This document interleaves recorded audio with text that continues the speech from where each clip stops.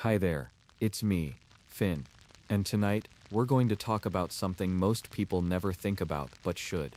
How did medieval peasants, the ordinary folks of the past, survive the coldest, darkest nights of winter? It's easy to imagine their muddy villages and thatched roofs. But what about the biting chill, the frozen water buckets, the wind slipping through wooden cracks? They didn't have heaters, cozy socks, or even glass windows. You won't believe how they survived, and how much warmth they created, even with so little. Let's start by subscribing. Alright, let's go back in time, quietly. It's just before sunset in a tiny village somewhere in England. Let's say, the year is 1324. You're not a lord or a knight, not even a merchant. Nope, you're a peasant, a villager, and winter is already deep into its grip. The sun sets around 4 in the afternoon. The sky is bruised purple, and the snow outside crunches loudly beneath every step. The air, it smells like burning wood, a little sharp, mixed with cold mud and old straw. Your feet hurt, but you're used to it. You haven't owned proper shoes in years. Most villagers go barefoot inside. Your soles are thick from seasons of frost and dust. You don't even think about it anymore. Now, let's talk about your house, your warm little corner of survival. It's not what you imagine. There's no insulation, just thick, uneven walls made from something called wattle and daub, basically a mash of sticks and mud and straw. On the outside, maybe a few stones. On the inside, just enough room for your family. And believe it or not, a few animals. Yes. Cows, maybe a goat, and chickens. Not because you love animals, but because they're warm. That body heat, it helps. On the coldest nights, they're allowed to come in. Not into the bed, of course, but into the one-room living space. The straw-covered floor becomes their nighttime pen. You get used to the smell. Honestly, the warmth makes it worth it. Your fire, that's the real heart of the home. It never goes out. Ever. You keep it alive all night, carefully. It burns in the middle of the room, on a small clay or stone hearth. There's no chimney, just a hole in the roof. So the smoke, it hangs heavy. Sometimes your eyes water. But again, you don't complain. Everyone breathes it in. Every night, every winter. You lie beside it, wrapped in old patched wool. The blanket might be scratchy, but it's thick and handmade. Maybe your grandmother spun the yarn. Maybe your mother wove it during a milder season, with fingers that still worked. Blankets were treasures. But that's not the only thing. You share body heat. That's right. Everyone. Mothers, fathers, children, even neighbors sometimes. All sleep pressed together. One bed, one pile of blankets, one chance to hold warmth through the darkest hours. Let's go deeper. Dinner, if you're lucky, was warm. Simple. A pot of pottage, thick stew made from whatever root vegetables you had left. Parsnips, onions, maybe turnips. No meat, not usually. Meat is for special days, and you don't waste salt pork on just another freezing Tuesday. But that hot bowl of pottage, it fills your belly just enough to help you sleep. The pot itself might even stay warm by the fire, and you keep it there, slowly bubbling overnight, so the coals can heat your next day's meal too. Then there's what you wear. Layers. Not many, but smart ones. A wool tunic. Thick socks if you have them. Your underclothes, usually linen, are rarely washed in winter. There's no hot water, and frozen fingers can't scrub. At night, you don't change into night clothes. You sleep in what you wore that day. All of it, because taking anything off would just be foolish. Now let's look outside, just for a moment. It's dark, very dark. You step out to use the privy, a wooden bench over a pit. The wind slices through your sleeves. You shiver instantly. Your breath hangs in the air like soft smoke. But the sky, it's full of stars. Hundreds. No city lights. No noise. Just the crackling fire behind you. And maybe a distant howl of a wolf. You hurry back inside, bolt the wooden door, and crawl under the blankets again. Now, let's shift our gaze to the mind. How did they mentally get through these winters? Well, they talked. Quiet stories by the fire. Tales passed from mouth to mouth, about foxes that turned into women, saints that walked across ice, ghosts that slipped into barns. They also prayed. A lot. Faith wasn't a decoration. It was survival. You believed the cold had meaning, that hunger was part of your earthly test. And spring would come. One day. Sleep came early. With darkness. Around 5, maybe 6. And mornings came slowly. Your eyes opened not to alarm clocks, but to the soft chirp of roosters, the groan of cows, and the pale silver light through your smoke-blackened thatch. But before we move forward, imagine one more thing. The frost on the inside of your walls. Not just outside. No insulation means that the breath from your mouth, the steam from your soup, the warmth of your fire, all mixed together and froze in crystal layers on your roof. If you touched it, it felt like powdered glass. Your bed might even feel slightly damp in the mornings. But that was normal. You'd dry it over the fire again. Still with me? Good. Let's take a breath. Now let's think about the smells again. Burnt peat, smoky wood, wet wool, something slightly sour, maybe from the root vegetables, and a hint of sweat and hay. It's not pleasant, but it's home. This world is so quiet. The cold dampens sound. You hear every creak, every sniffle, every footstep. Children sleep close to their parents, sometimes under the same blanket. You whisper bedtime stories, softly, maybe with a prayer or a little rhyme. Then silence falls. Some peasants had more than others. Some had larger fires. Some had real feather mattresses, passed down from richer relatives. But most made do with what they had. And still, they found warmth together. Even on the coldest, most merciless nights, somehow they survived. And just like that, the fire cracks softly once more, and we slowly drift into the next layer of their winter world. The fire's still glowing, just softly. Red embers blinking like sleepy eyes. The room is warmer now, not because it's changed, but because your body has settled into the rhythm of cold. It's morning, barely. You stir beneath the heavy wool. Your back aches, but your mind knows it must rise. There's no such thing as a slow morning here. The cold doesn't allow it. You open your eyes, and the first thing you see is smoke hanging like a blanket under the roof beams. It curls and turns, slow and quiet, almost dancing. There's no sunlight yet, just a faint glow, like the world's holding its breath. Your fingers are stiff. You tuck them into your sleeves before you move. The first step on the floor is cold, straw crackling softly beneath your feet.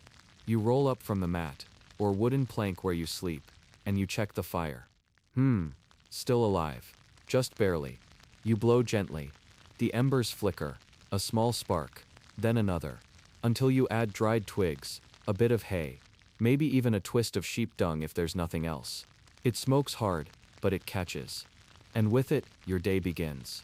You look around. Everyone's still asleep. Your little brother curled like a kitten near your mother. Your father snoring, his arms crossed over his chest. Outside, you hear nothing yet. No birds, no carts, just the still silence of frost. You step outside. The air, it's even colder than last night. So cold your nose feels numb in seconds. But the snow looks beautiful. Soft blue shadows and white roofs. Chimneys barely puffing smoke. The village still sleeps. Except for a few. There's always one or two early risers. Maybe old Craig, the man with one eye and no teeth, already at the well breaking the ice with his stick. You wave. He nods. He doesn't talk much before sunrise. Nobody does. You go to the outhouse. Or maybe just behind the barn. You crouch, breathe out steam, and look up at the sky. Still so many stars. You return quickly. Feet damp, fingers red. And you warm them by the fire again. Your mother is stirring now. She looks at you, and doesn't say much. Just nods. Then, to the food. Breakfast. If you're lucky, it's the leftover pottage. Warmed slowly, stirred with a stick. Sometimes thick, sometimes watery. It might have barley, maybe cabbage. Rarely a bit of salted fish, if it was saved. It doesn't taste great. But it's hot. And on a morning like this, heat is flavor. You all eat in silence. It's not a rule, it's just how it is. The cold makes talking feel like work. Now, let's follow you to your day's first job. You're headed to the animal pen. If you're lucky enough to have animals. You lift the latch, step out, boots scraping snow. The sky is turning pale now, gray like old wool. You hear them before you see them, mooing softly, bleating. The chickens rustle. They're alive. That's good. You open the barn door. Warm air hits your face. Not warm like a bath, no, but warmer than the wind. You check the troughs. Ice again. You chip it. Pour in water from the well. Feed them hay. It's frozen stiff, but they munch it anyway. They're grateful in their own way. Then you clean the stalls. shovel the muck, move the straw. Your hands go numb, then red, then numb again. But you don't stop. You can't. By now the village is stirring. Fires are smoking. People are shuffling about.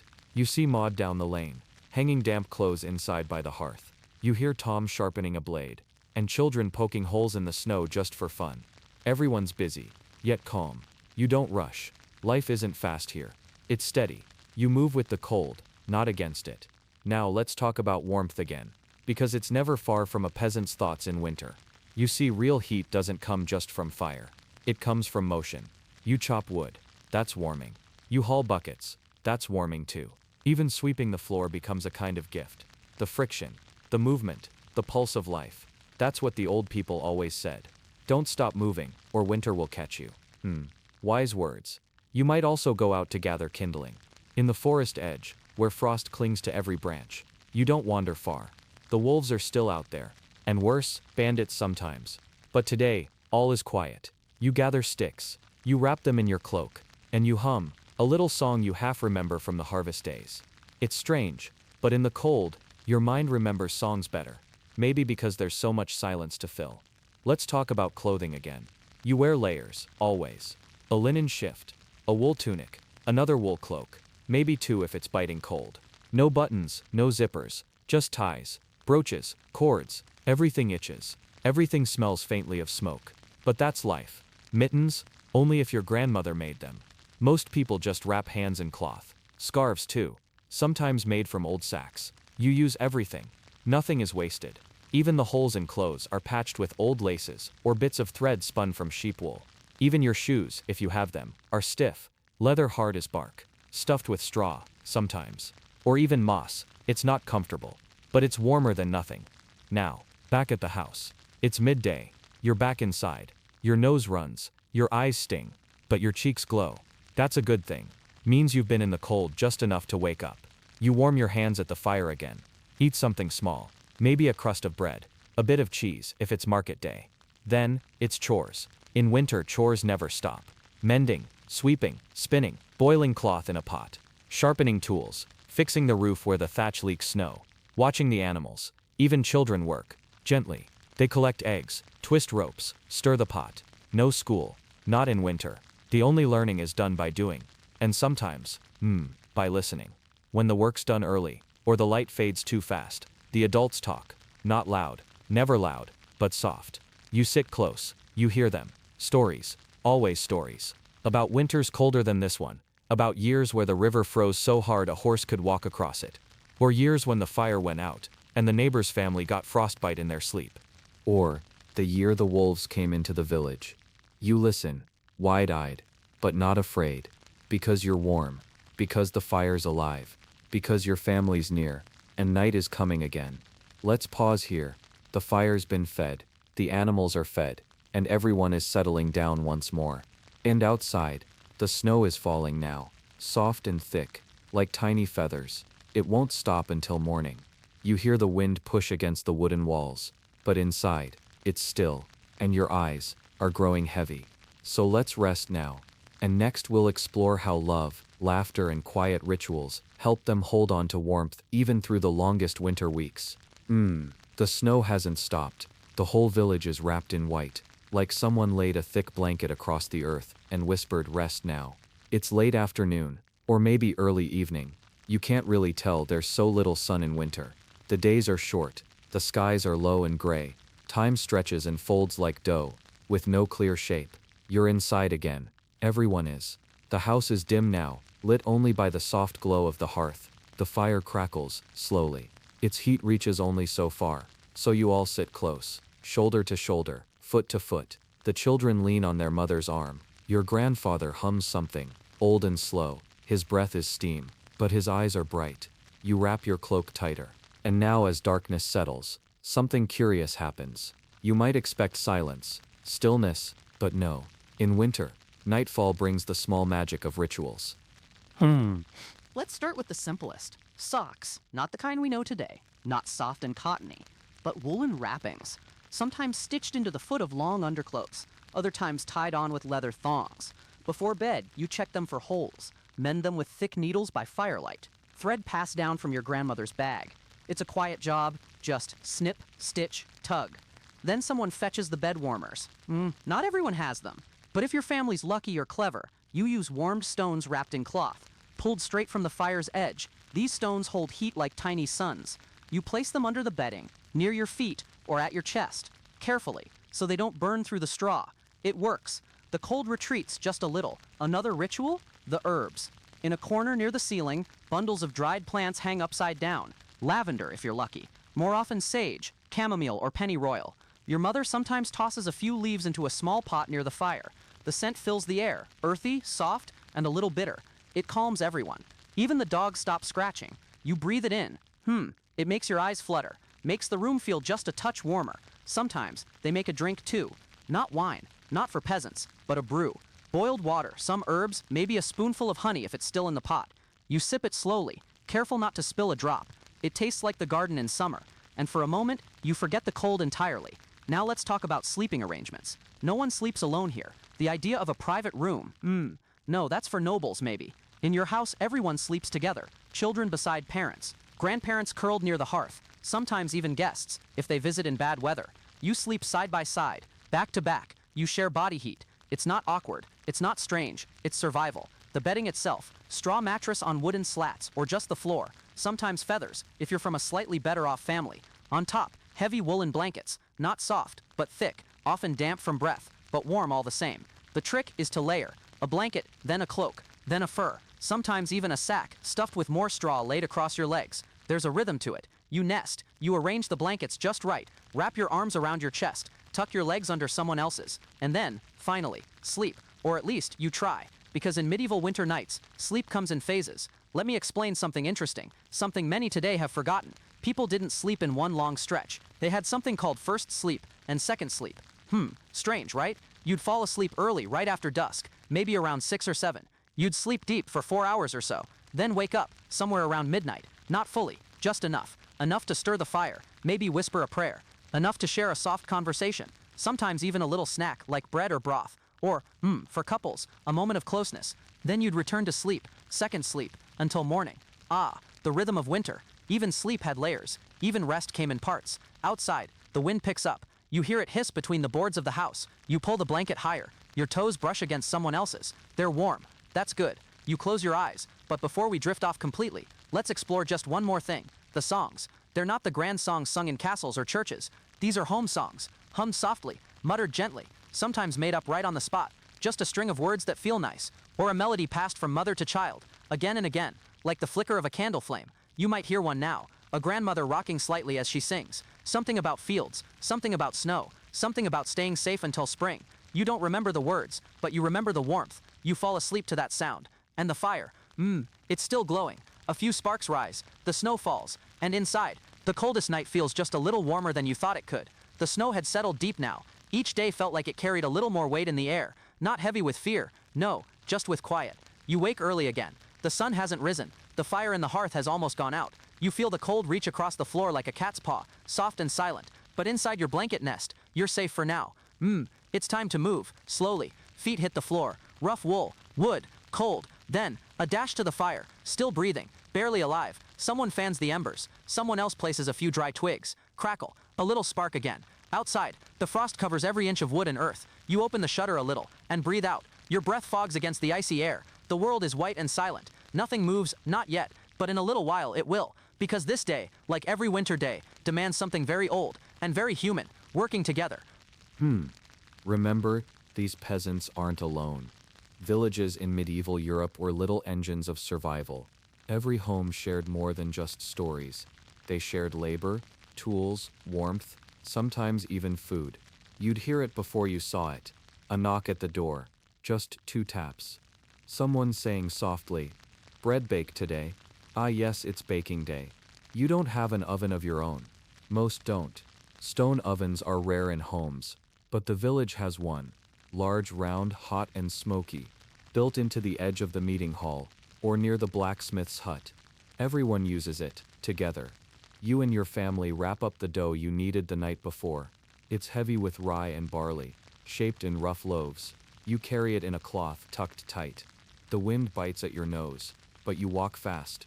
When you get there, Others are already arriving. Old Clara from 3 doors down. The young man with the limp. Even Father Lucas. You take turns sliding the loaves into the warm mouth of the oven. The smell. Oh, it melts the cold. For a moment it smells like life, like comfort. Then, someone brings a small pot.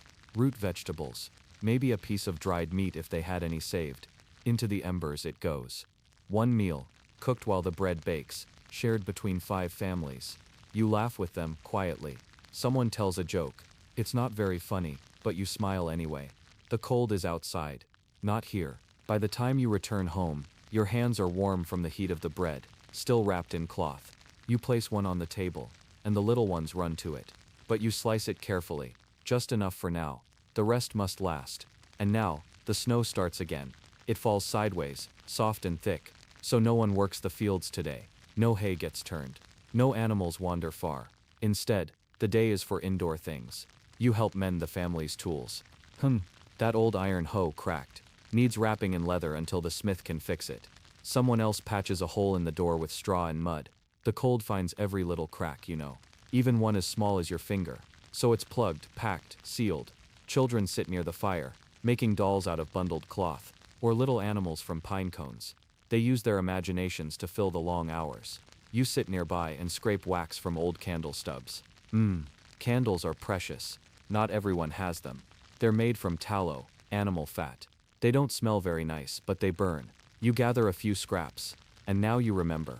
Tonight might be the storytelling night. Not official, not planned, but every few days, when the sky feels especially low, and the wind too sharp, one of the elders begins. It starts like this. Did I ever tell you what happened in the winter of the Big Boar? There was once a night, foolish as the moon, and twice as pale. Ah! Everyone stops what they're doing. Even the littlest ones listen. The stories are old, passed from tongue to ear, fire to fire. They aren't grand like the church tales. They're strange, sometimes, odd twists, curious creatures, sometimes just memories about lost cousins, silly kings, talking crows. You lean back, you sip a warm drink, probably just broth, and you watch the flames dance. The story twists through the room like smoke. Suddenly, there's a knock, a real one, hard, quick, urgent. Everyone stiffens for a moment. A visitor. In this weather, the door creaks open, and a blast of snow rushes in. It's old Jaren. His beard is frozen. His boots are covered in ice. He's shivering. My roof's gone. Just that. 2 words. Everyone understands. There was a storm last night, stronger than usual. It must have cracked the beams. And now, his house is open to the sky.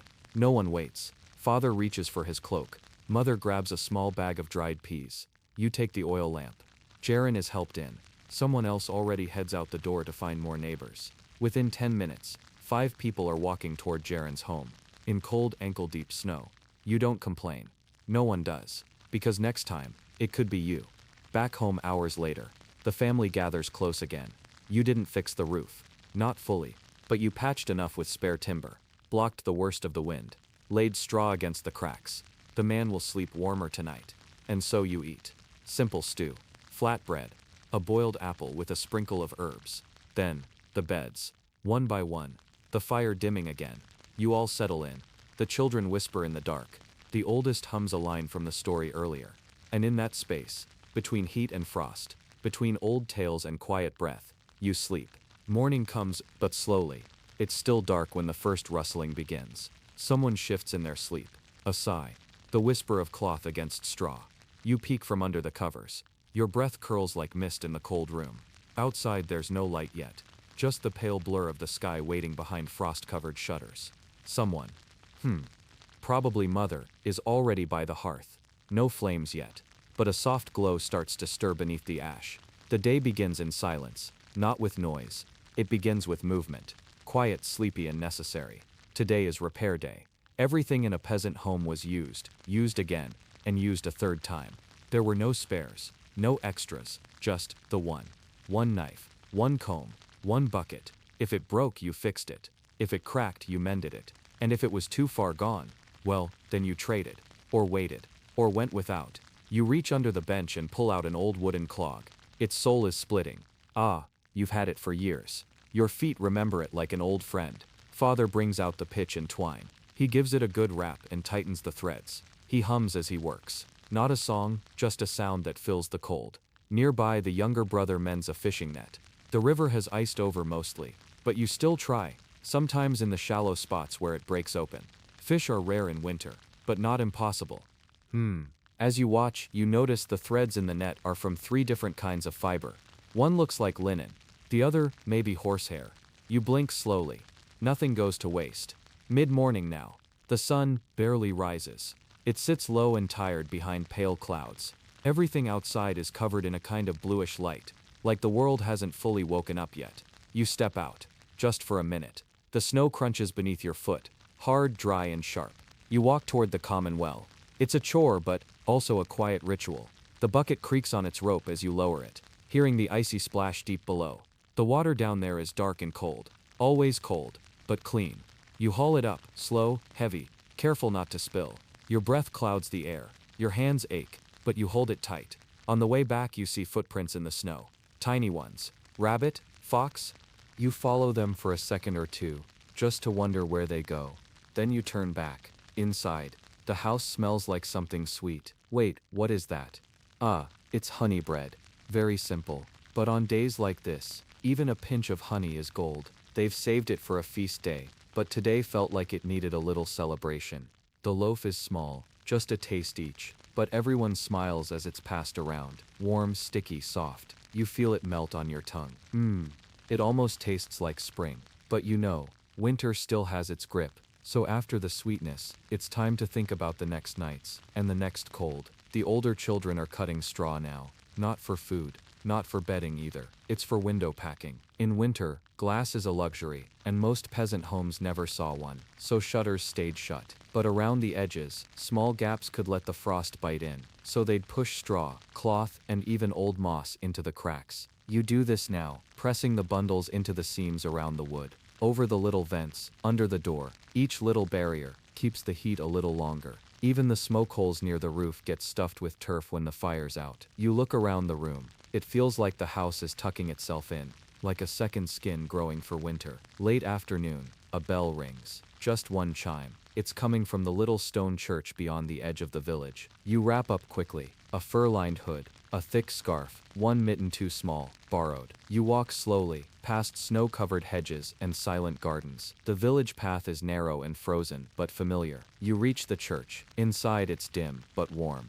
Just a little. Dozens of people stand shoulder to shoulder, not for mass, just to be near others. Some days in winter, people come together simply to share warmth. Bodies close, voices soft, everyone breathing into one space, a space that holds their heat. Father Lucas begins to speak, not with a sermon, but with a blessing. For long nights and safe walls, he says it 3 times, and the crowd echoes it back. It's not just spiritual, it's practical. Afterward, you help carry a small bundle of firewood to an elder's house. They can't gather it themselves anymore. You knock. They open the door slowly. Their smile is tired, but warm. You help them build a fire. You talk for a few minutes, about nothing, about everything, and as you leave, they squeeze your hand. It's a soft squeeze, full of thanks, full of memory. You wonder how many winters they've seen. Maybe 50, maybe 60. That's a lot of cold. Evening again. You return home. The light is gone from the sky. The fire is low. The baby is asleep, wrapped up like a cabbage in wool and fur. You sit down, and for a moment, just one small stolen moment, there is nothing to do,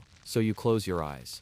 The house creaks. A pot simmers. Someone coughs. The dog stretches near the hearth. All is still. All is warm. All is winter. The next morning, frost has drawn delicate shapes on the inside of the shutters. Little spirals, fine stars, crisscrossing feathers of ice. You lean close to look at them, careful not to let your breath melt the glassless panes. It's still early. Maybe not even morning yet. Just the quiet blue-gray part of the night, where everything rests but isn't truly asleep. Father's already outside. You can hear the gentle sound of his boots crunching over hardened snow. Back and forth, dragging something. It's the sled. Not the kind for fun. No, not that kind. This sled is old, made from warped wood and thick rope. It's for moving heavy things when the ground is too frozen for wheels. He's preparing it now. Today is... Winter meant many things. Cold, yes, but also cleverness, especially for those who planned ahead. The fields are buried. The garden sleeps under ice, but the woods still give. You dress in layers, again and again, pulling wool over linen, over fur until you can barely bend your arms. The air outside bites your face the moment you open the door. But there's no choice. You go. Your feet slide a bit on the frozen earth. Not much snow fell last night, just a dusting, like powdered flour. The trail is narrow, packed down by others who came before. The trees creak softly as they sway. 1, 2, 3 birds flicker above the branches, their feathers puffed up in round little balls, trying to trap warmth. You spot your uncle near the old oak tree, already hacking at a fallen limb with a dull hatchet. He nods, doesn't speak, just gestures to a pile of twigs nearby. You begin gathering too. The sled gets heavier as you fill it, with sticks, bark, moss, pine cones and, aha, some dried mushrooms clinging to a stump. You pocket them quickly. They'll go in the stew tonight. Back in the village, you pass a neighbor boiling water outside. Steam curls up in wide white ribbons. You pause to look. What's that? Ah, she's scalding linens. Even in winter, things need washing. Sometimes, especially then, scalding kills fleas, keeps sickness away. The water hisses as she pours it over a bundle of fabric. She hums something as she works. The sound floats through the air, like a lullaby that's half forgotten. Midday again. No sun, just light, faint gray and gentle. The fire crackles inside the hearth, but not too loud. It's been burning low all day. Mother is stirring something thick and brown in the pot. Barley, maybe. You see bits of last week's cabbage, chunks of salted meat, and, ooh, those mushrooms you found. The smell is earthy, rich, slow. You sit near the fire. A small dog curls up beside your feet. Its fur is thin but it presses close for heat. You scratch behind its ears. It sighs. So do you. Just sitting there, just waiting, is a kind of peace. A knock at the door, then another. You open it and find 2 children, cheeks red from cold, holding a wooden bowl. No words. You know what it means. They need a ladle of stew. Their own pot didn't stretch. You don't ask questions. Mother pours in a scoop, then another. The bowl steams as it leaves your hands. It's a quiet kind of kindness, the kind everyone depends on, and no one talks about. You close the door again, and the cold is locked out. Later, your cousin arrives with a strange thing wrapped in cloth. You gather around. He opens it slowly. And there it is, a dried turnip, carved, eyes, a nose, a little mouth. He laughs. Remember last winter, he says. We made a whole row of these. You do remember. They'd lit little candles inside, placed them along the edge of the woods to scare off. Well, no one was really sure. Spirits, wolves, just the dark, maybe. But it was something to do. Something that felt like magic. You follow them for a second or two, just to wonder where they go. Then you turn back. Inside, the house smells like something sweet. Wait, what is that? Ah, it's honey bread. Very simple. But on days like this, even a pinch of honey is gold. They've saved it for a feast day, but today felt like it needed a little celebration. The loaf is small, just a taste each, but everyone smiles as it's passed around. Warm, sticky, soft. You feel it melt on your tongue. It almost tastes like spring. But you know, winter still has its grip.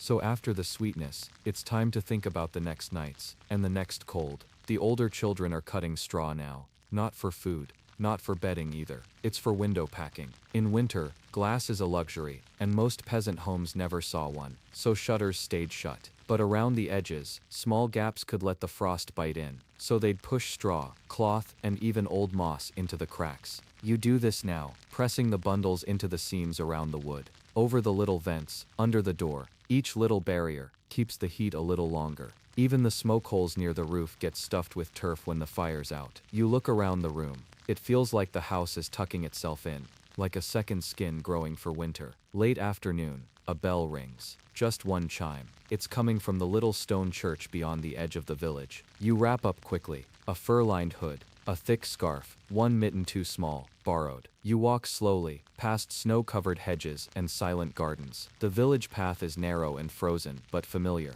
You reach the church. Inside it's dim, but warm. Just a little. Dozens of people stand shoulder to shoulder, not for mass, just to be near others. Some days in winter, people come together simply to share warmth. Bodies close, voices soft, everyone breathing into one space, a space that holds their heat. Father Lucas begins to speak, not with a sermon, but with a blessing. For long nights and safe walls, he says it 3 times, and the crowd echoes it back. It's not just spiritual, it's practical. Afterward, you help carry a small bundle of firewood to an elder's house. They can't gather it themselves anymore. You knock. They open the door slowly. Their smile is tired, but warm. You help them build a fire. You talk for a few minutes, about nothing. about everything, and as you leave, they squeeze your hand. It's a soft squeeze, full of thanks, full of memory. You wonder how many winters they've seen. Maybe 50, maybe 60, that's a lot of cold. Evening again, you return home. The light is gone from the sky, the fire is low, the baby is asleep, wrapped up like a cabbage in wool and fur. You sit down, and for a moment, just one small stolen moment, there is nothing to do, so you close your eyes. The house creaks, a pot simmers, someone coughs, the dog stretches near the hearth. All is still, all is warm, all is winter. The next morning, frost has drawn delicate shapes on the inside of the shutters, little spirals, fine stars, crisscrossing feathers of ice. You lean close to look at them, careful not to let your breath melt the glassless panes. It's still early. Maybe not even morning yet. Just the quiet blue-gray part of the night, where everything rests but isn't truly asleep. Father's already outside. You can hear the gentle sound of his boots crunching over hardened snow. Back and forth, dragging something. It's the sled. Not the kind for fun. No, not that kind. This sled is old, made from warped wood and thick rope. It's for moving heavy things when the ground is too frozen for wheels. He's preparing it now. Today is winter meant many things. Cold, yes, but also cleverness, especially for those who planned ahead. The fields are buried, the garden sleeps under ice, but the woods still give. You dress in layers, again and again, pulling wool over linen, over fur until you can barely bend your arms. The air outside bites your face the moment you open the door, but there's no choice. You go, your feet slide a bit on the frozen earth. Not much snow fell last night, just a dusting, like powdered flour. The trail is narrow, packed down by others who came before. The trees creak softly as they sway. 1, 2, 3 birds flicker above the branches, their feathers puffed up in round little balls, trying to trap warmth. You spot your uncle near the old oak tree, already hacking at a fallen limb with a dull hatchet. He nods, doesn't speak, just gestures to a pile of twigs nearby. You begin gathering too. The sled gets heavier as you fill it, with sticks, bark, moss, pine cones and, some dried mushrooms clinging to a stump. You pocket them quickly. They'll go in the stew tonight. Back in the village, you pass a neighbor boiling water outside. Steam curls up in wide white ribbons. You pause to look. What's that?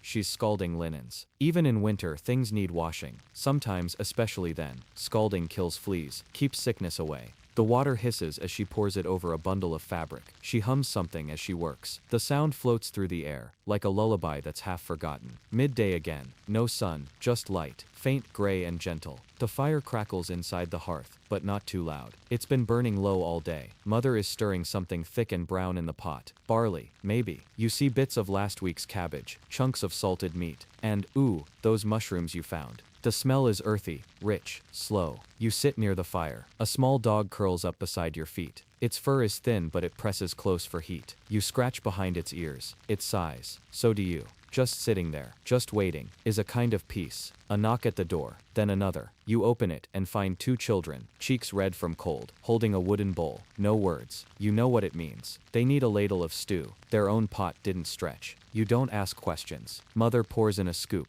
then another. The bowl steams as it leaves your hands. It's a quiet kind of kindness, the kind everyone depends on, and no one talks about. You close the door again, and the cold is locked out. Later your cousin arrives with a strange thing wrapped in cloth. You gather around. He opens it slowly, and there it is, a dried turnip, carved, eyes, a nose, a little mouth. He laughs. Remember last winter, he says. We made a whole row of these. You do remember. They'd lit little candles inside, placed them along the edge of the woods to scare off. Well, no one was really sure. Spirits, wolves, just the dark, maybe. But it was something to do.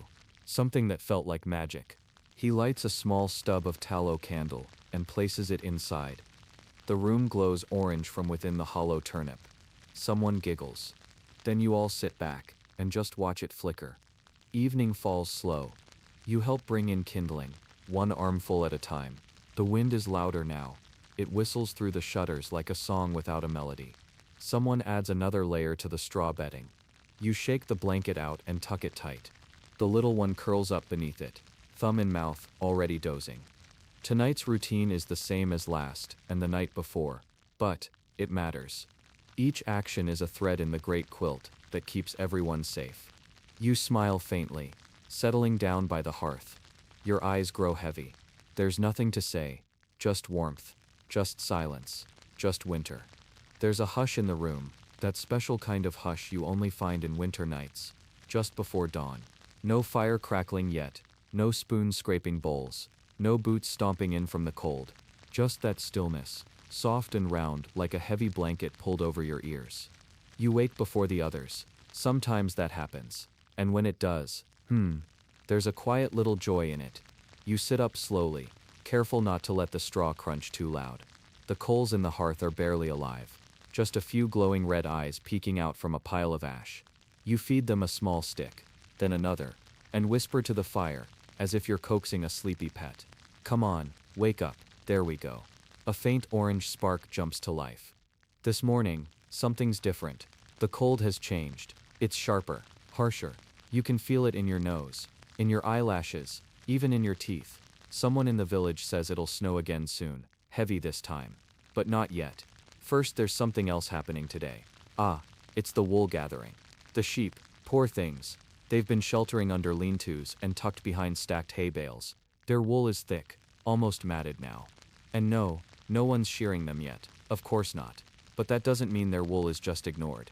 The women and older children gather it from wherever it's been shed, caught in thorn bushes, clinging to fences, scattered across frozen grass.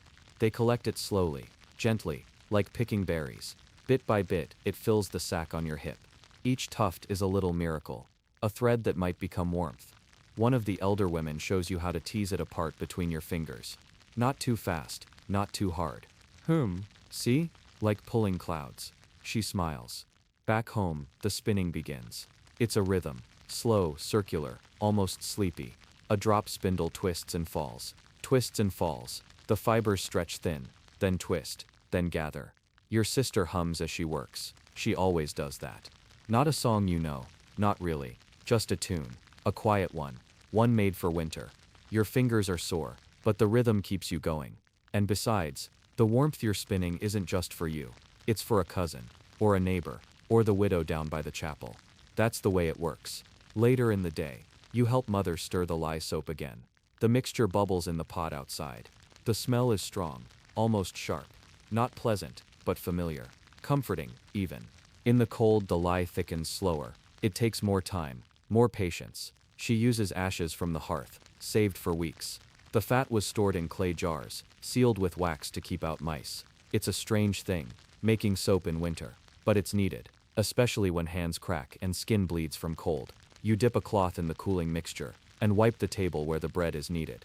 Clean spaces are rare, but precious. Speaking of bread, the loaf today rose better than usual. Maybe the warmth from the spinning fire helped. Or maybe it was the quiet. Bread likes quiet. You tear off a chunk and chew slowly. It's coarse, dry, a little sour, but it's warm. That's what matters. Outside, a crow caws loudly from the rooftop. You look up. Then a sound, faint, distant, but growing. A bell. The one from the edge of the forest. Only one family lives out that far. You exchange glances with your brother. No words needed. You grab your boots. The forest path is barely visible now. Snow has drifted across it, covering the usual markers. The bell sounds again. Not frantic, not fearful, just steady, calling for help. You and your brother move quickly, weaving through the trees, boots crunching in unison. You find the old hut by the creek. Smoke rises faintly from its chimney. Inside, the man is hunched by the fire, clutching his leg. It's wrapped in cloth, soaked through with something dark. His wife nods at you both. You came, she whispers. You don't speak. You just hand her the satchel of dried herbs and the bottle of wine. Father sent them this morning, just in case. You stay for a while. Help stack firewood closer to the hearth. Check the door latch. Feed their goat a few handfuls of grain. No one asks you to. You just do it. Because that's how things work. Especially now, in winter. Everyone needs everyone. Even the ones far away. The walk back feels colder, somehow. Not in a bad way. Just sharper. The sun is starting to set. That strange winter light, where everything turns pale pink and silver at once. Your brother stops to fix his scarf. You look up. The trees, heavy with frost, look like lace. The path behind you, barely visible now. But the cottage ahead is lit with a small orange glow. You're almost home. And as you step through the door, the warmth rushes up to meet you, like an old friend. The warmth inside is soft and slow. It greets your face first, then your hands, then sinks into your bones like warm broth poured gently down your spine. The fire is bigger now, logs stacked just right. There's that gentle crackle again. You hear the pot hanging over the flames, bubbling with something thick and rich. Smells like lentils, Or maybe barley. Mother's good at stretching the little things. You slip off your boots, brush snow from your sleeves. No one says anything. No need to. Your brother coughs once and drops into the stool by the wall. Just another day. As the sky darkens, a curious thing happens. The house doesn't grow silent.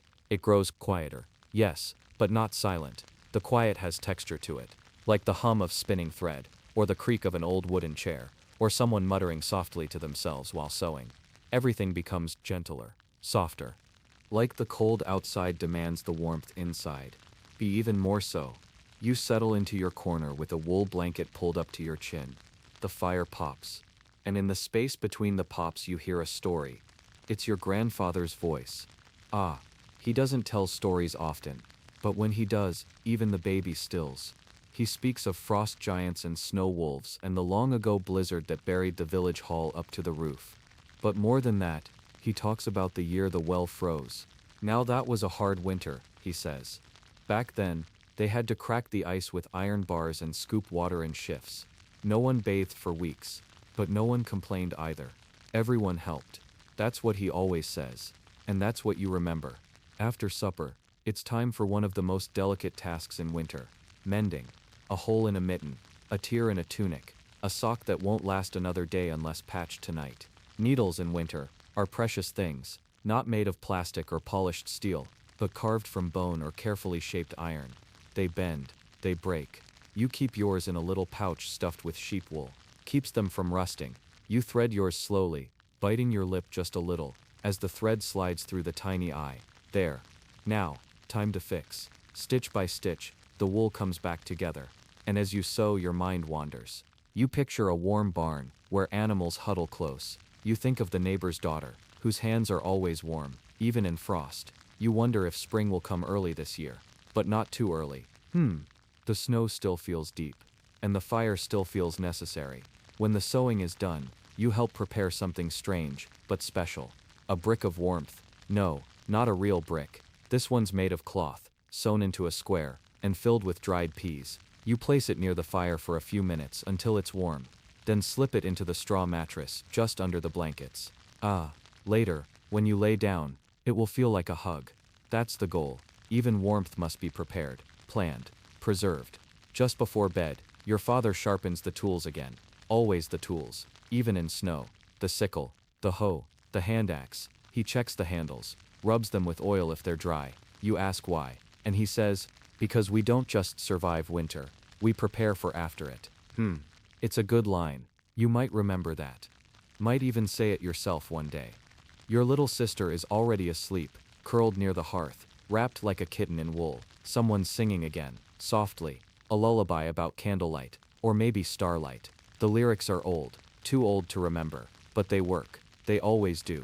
You lie down. The mattress crunches faintly under your back. The ceiling above you flickers orange and gold from the fire. You pull the blanket up to your ears and wait for dreams, but not just yet, because outside, something stirs. Not a threat, no, just a sound, a low howl of wind. It snakes through the trees and over the thatched roofs, circling the village like a curious spirit, and it brings with it a strange silence, a pause. You listen, and in that space, you hear everything.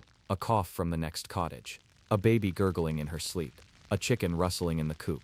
The world's still living, still breathing, even in cold. Even now, you smile, not because anything is perfect, not because life is easy, but because even in the harshest cold, there is warmth, and more than that, there is care. Every stitch, every ember, every mouthful, they all say the same thing. You matter, we matter, together, always together. The morning is slower than usual, colder too, but it isn't silent. Roosters call out through the frost. Footsteps crunch softly on snow-packed paths. And in your own house, the fire is already lit. Someone woke early. The pot is warm, not hot, warm. You wrap your fingers around the cup and sip. It's barley water, a little honey, nothing more. But after a long night of chill, it tastes like gold. Outside the ground is stiff with cold. Even the mud is hard. But the chores don't wait. First the animals. You bundle yourself with wool and step outside into the gray-white dawn. Every breath fogs the air. The barn smells like hay and old wood, and something sweet, like the backs of sleepy animals. You greet them in quiet murmurs. Morning, old girl. Easy now. Still with us, eh? The sheep huff and turn in their straw beds. The pig snorts once. The goat licks your hand and waits for oats. They're more than livestock. They're warmth, their life, and in winter, they are your responsibility and your comfort. You break the ice on the water trough with a stick. Not too hard, you don't want to crack the stone. The animals nudge forward, grateful and thirsty. You're careful with every step inside the barn. Slipping now could mean a twisted ankle, and there's no healer nearby this time of year. Only time, and old herbs, so you move with care, always care. Once the animals are fed, you bring back a bundle of twigs tied with old rope, kindling for tomorrow. Best to collect it while the light is still low, before the snow softens. You drop it by the fire, and rub your hands together. They sting from the cold, but you feel strong, and needed.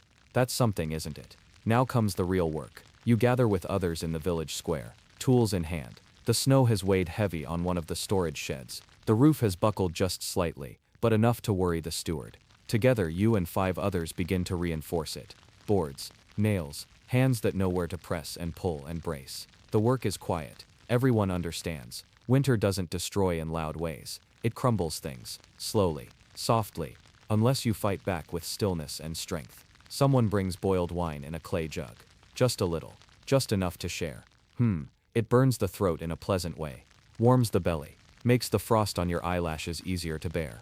In the corner of your eye, you see an elder woman carrying something curious. It's a dried bouquet.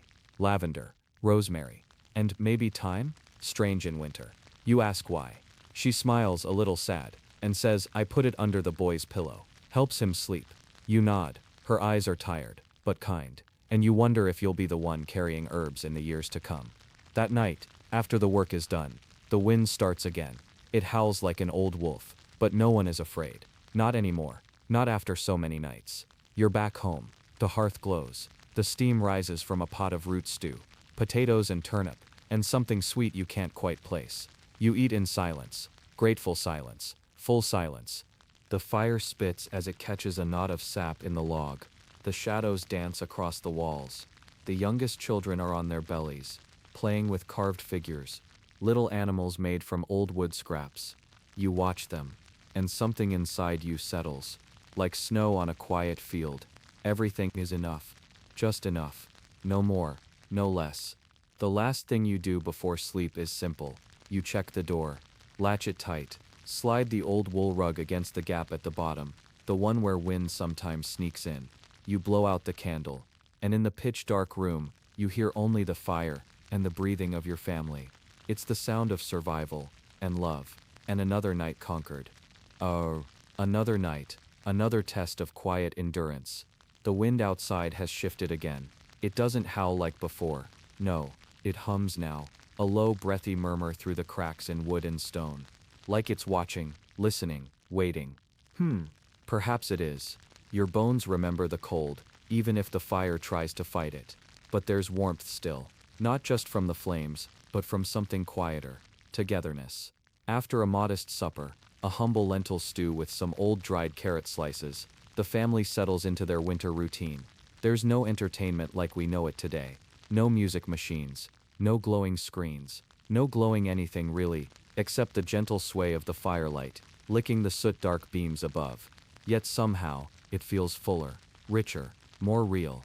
The oldest man in the household, grandfather, pulls a small chest from beneath the sleeping bench. It creaks softly as he opens it. Inside are simple things, but treasured. An old comb, smoothed by years of use. A cloth doll, limp and faded but still loved. Some carved tokens, bits of bone shaped into odd animals and curling symbols. You recognize one as a fox. The others, not quite clear. He lifts a flat piece of wood and under it, parchment. Not a book. Books are for monks and lords and God's work. But this is a letter. Old, fragile, kept carefully folded in a scrap of wool. He doesn't open it. He never does. But he touches it, like it anchors something in him. And then, he begins to speak. Tonight, it's not a fairy tale.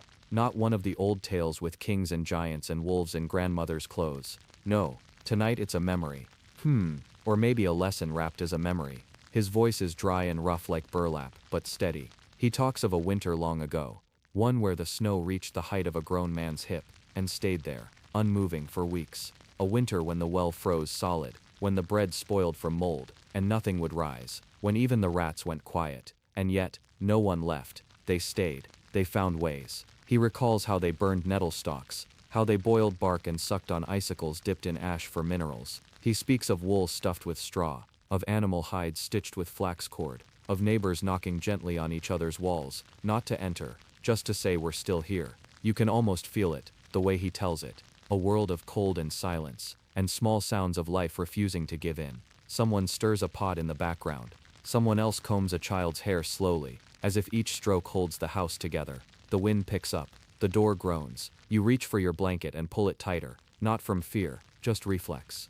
A small child at the hearth yawns so wide their jaw clicks, and someone laughs, soft, quiet, tired. That kind of laugh that only winter brings, when even joy comes slow and low, like molasses in cold air. Outside, the world sleeps hard. The chickens, tucked in straw nests, don't stir. The sheep are bundled together in their own deep rhythm of breath. The trees creak with frost. But within this tiny home, something ancient and beautiful unfolds. Time stretches, moments stretch, and people remain. The fire dims. Not out, just lower now. The embers glow red like tired eyes. No one speaks for a while. Only the crackling fills the room. That and breath. You listen. Not because there's a story, but because there is nothing else to chase. No goals, no clocks, just now. A girl maybe 7 winters old rises. She pads across the floor, bare feet careful on the cold stone. She opens a woven basket and pulls out something wrapped in faded cloth. It's a simple doll, made from rags. She holds it gently, like it's made of glass. She tucks it under her arm and walks back to her sleeping place, a nest of furs near the hearth. Before lying down, she leans toward the flame and whispers something. A prayer, maybe, a secret. You'll never know. But the fire listens, and so do you. Later, the youngest son asks a question, quietly, as if embarrassed. What happens if the fire dies? The room stills. Even the fire seems to lean in, waiting for the answer. Grandfather looks at the boy. His mouth moves slightly. The fire won't die, he says. But if it did, the child insists. The old man breathes deeply. Then we make another. But how? Now, the old man's eyes soften. We carry the ember. He holds up a small clay jar, blackened inside, soot around the lip, a bit of coal wrapped in ash. We keep it warm. We feed it slow. And when we find dry kindling, he mimes cupping the ember. We breathe. That's all. We breathe. You sit with that for a while. Not just the boy. All of you. Because that's the thing, isn't it? Through all the dark nights, the freezing winds, the damp wool, the spoiled roots, the aching joints, the short days, you carry the ember, even when it's just barely glowing. Even when it's hidden in soot and silence. You carry it, and you breathe. Now, someone begins to hum. A tune older than memory. No words, just sound. Soft, uneven, warm. Another voice joins in. Cracked and uncertain. But no one laughs. Because here, in the heart of winter, a song is as precious as food, as fire, as breath. They say winter teaches you to measure things differently. A full belly is a miracle. A dry cloth is luxury. A shared glance is poetry. And a night without loss is a festival. Tonight feels like a festival. Not because of food, or drink, or dance. But because you've survived another day. Because your hands are not empty. Because the embers still glow. Soon, the family begins to drift. One by one, the heads nod forward. Blankets rise. Bodies curl. Breaths deepen. There is no bedtime bell. Just the soft letting go that winter demands. The fire sighs. Outside, snow begins again. Not hard. Not biting. Just soft, steady flakes falling in silence. They rest on the roof, on the windowsill, on the earth, and inside, beneath straw and wool, warmth holds. Thin, maybe, but steady, like an ember, wrapped in ash, waiting. Morning comes slow in the dead of winter. If you can call it morning. The sky is still dark. No sunrise yet. Just a faint grayness, a suggestion of light, that might arrive if the clouds decide to open. Inside, the fire is nothing but ashes. No flame, no crackle, just a soft bed of gray dust, and a barely there glow, if you're lucky. The chill creeps in again. Through the wood, through the walls, through the stone floor. Through your skin too if you let it. But the peasant doesn't panic. Because this is every morning in the coldest months. You stir from your straw mat. Bones stiff, joints quiet until they remember how to move. Blankets, rough wool, scratchy and thin, fall away. You feel the air hit your skin. You dress quickly. Everyone does. Shirts not washed in days. Wool hose stiff from yesterday's damp. Boots cold and still muddy near the toes. The shirt you put on smells like smoke and old sweat. But it's warm. And that's all that matters. You pull a leather belt around your waist. Just tight enough to hold in your core heat. Every layer counts. The fire must be revived now. No flint, no matches. Just what remains. You kneel near the hearth and examine the ashes. There may be, yes, a tiny coal. Just a little red eye peeking up at you. You smile without smiling. You fetch dry straw, gathered and kept behind a wooden bucket. Carefully you place it over the coal. And then you blow. Not hard, just enough to speak to it. To whisper, I'm here, come back. And a tiny flicker. It catches. You add slivers of wood. Bark, dried and saved from the chopping block. You feed it slowly, like it's a newborn. Because in a way, it is. A new fire. A new chance. The smoke rises gently into the chimney. Thin at first, bluish and barely visible. Then thicker, warmer, dancing around the stones like it's grateful too. You sit back on your heels, arms on your knees, and just breathe it in. Warmth returns, like a friend who'd only stepped away for a moment. Others begin to wake. Mother first, then the smallest children.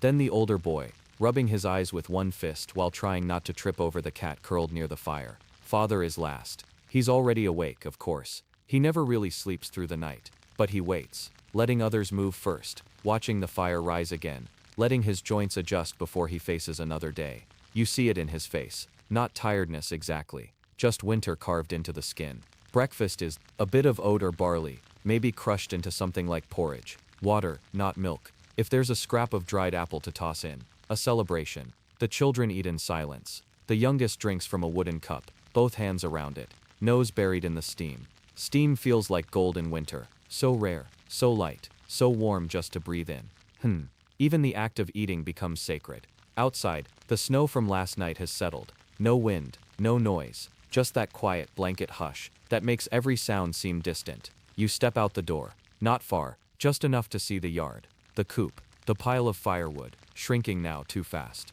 You feel the cold deep in your jaw. The kind of cold that presses against your teeth. Makes your eyes water for no reason. You draw your cloak tighter. And you check on the wood. Only a dozen pieces left.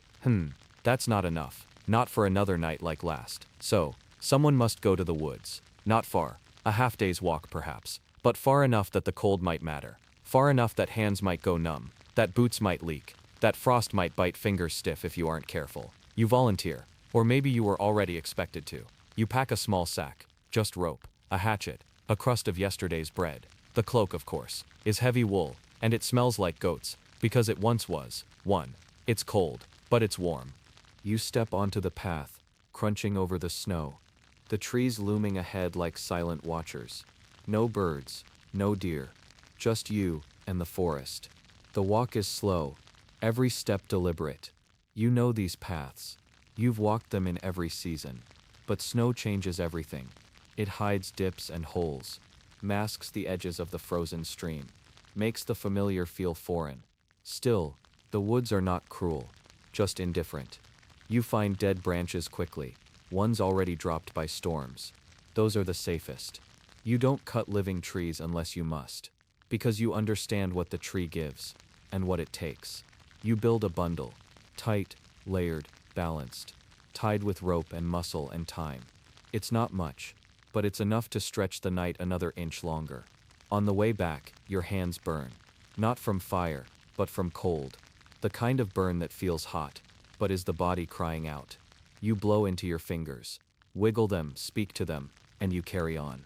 Back at the cottage, the fire has grown strong again.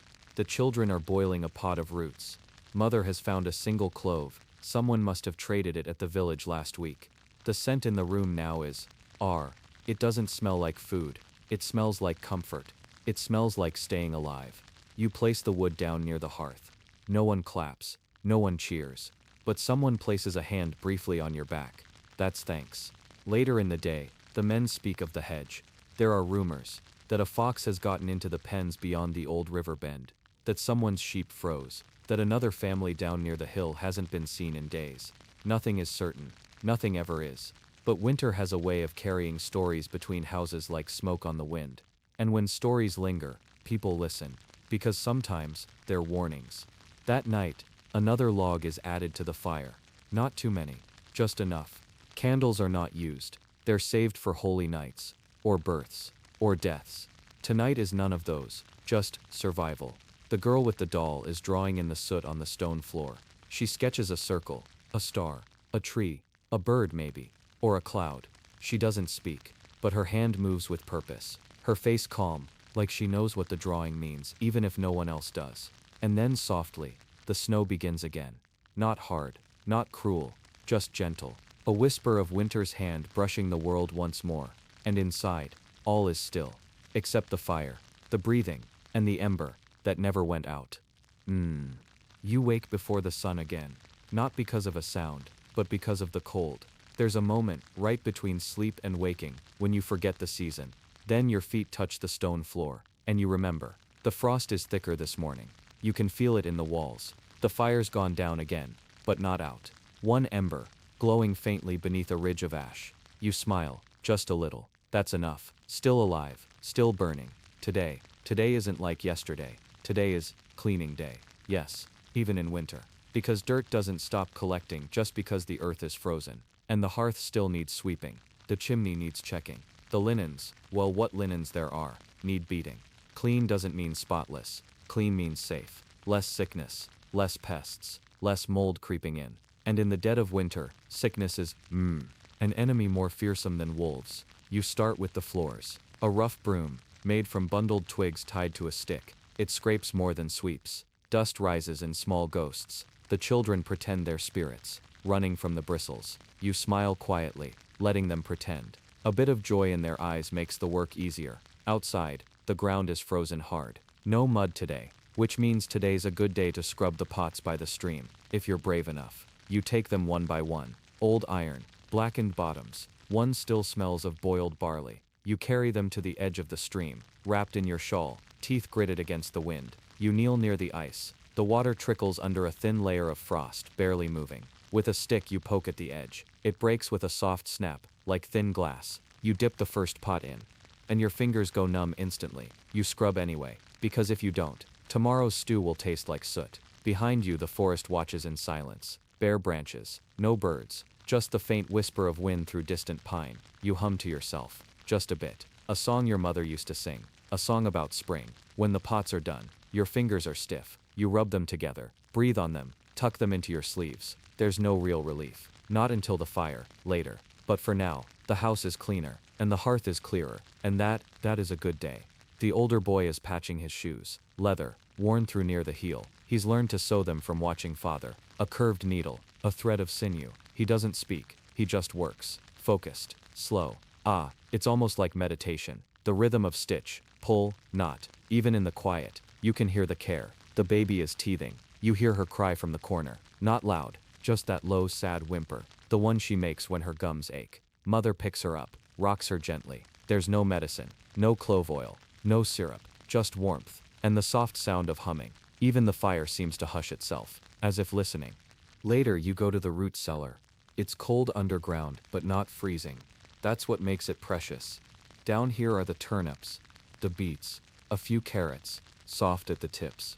One small bag of onions, 2 apples, spotted, bruised but still edible, and a jug of cider, now turned mostly to vinegar. You take just what's needed, no more.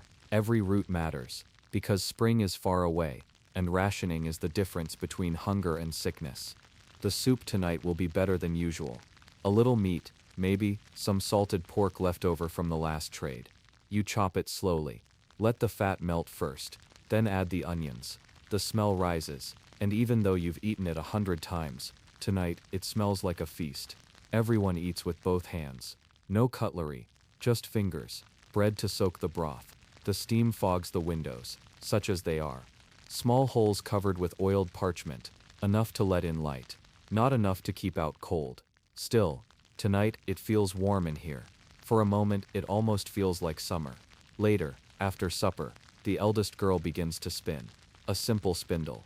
Raw wool, her hands practiced. She draws the fibers gently, twisting, pulling, winding. The firelight dances across the thread as it forms. Soft, uneven, real.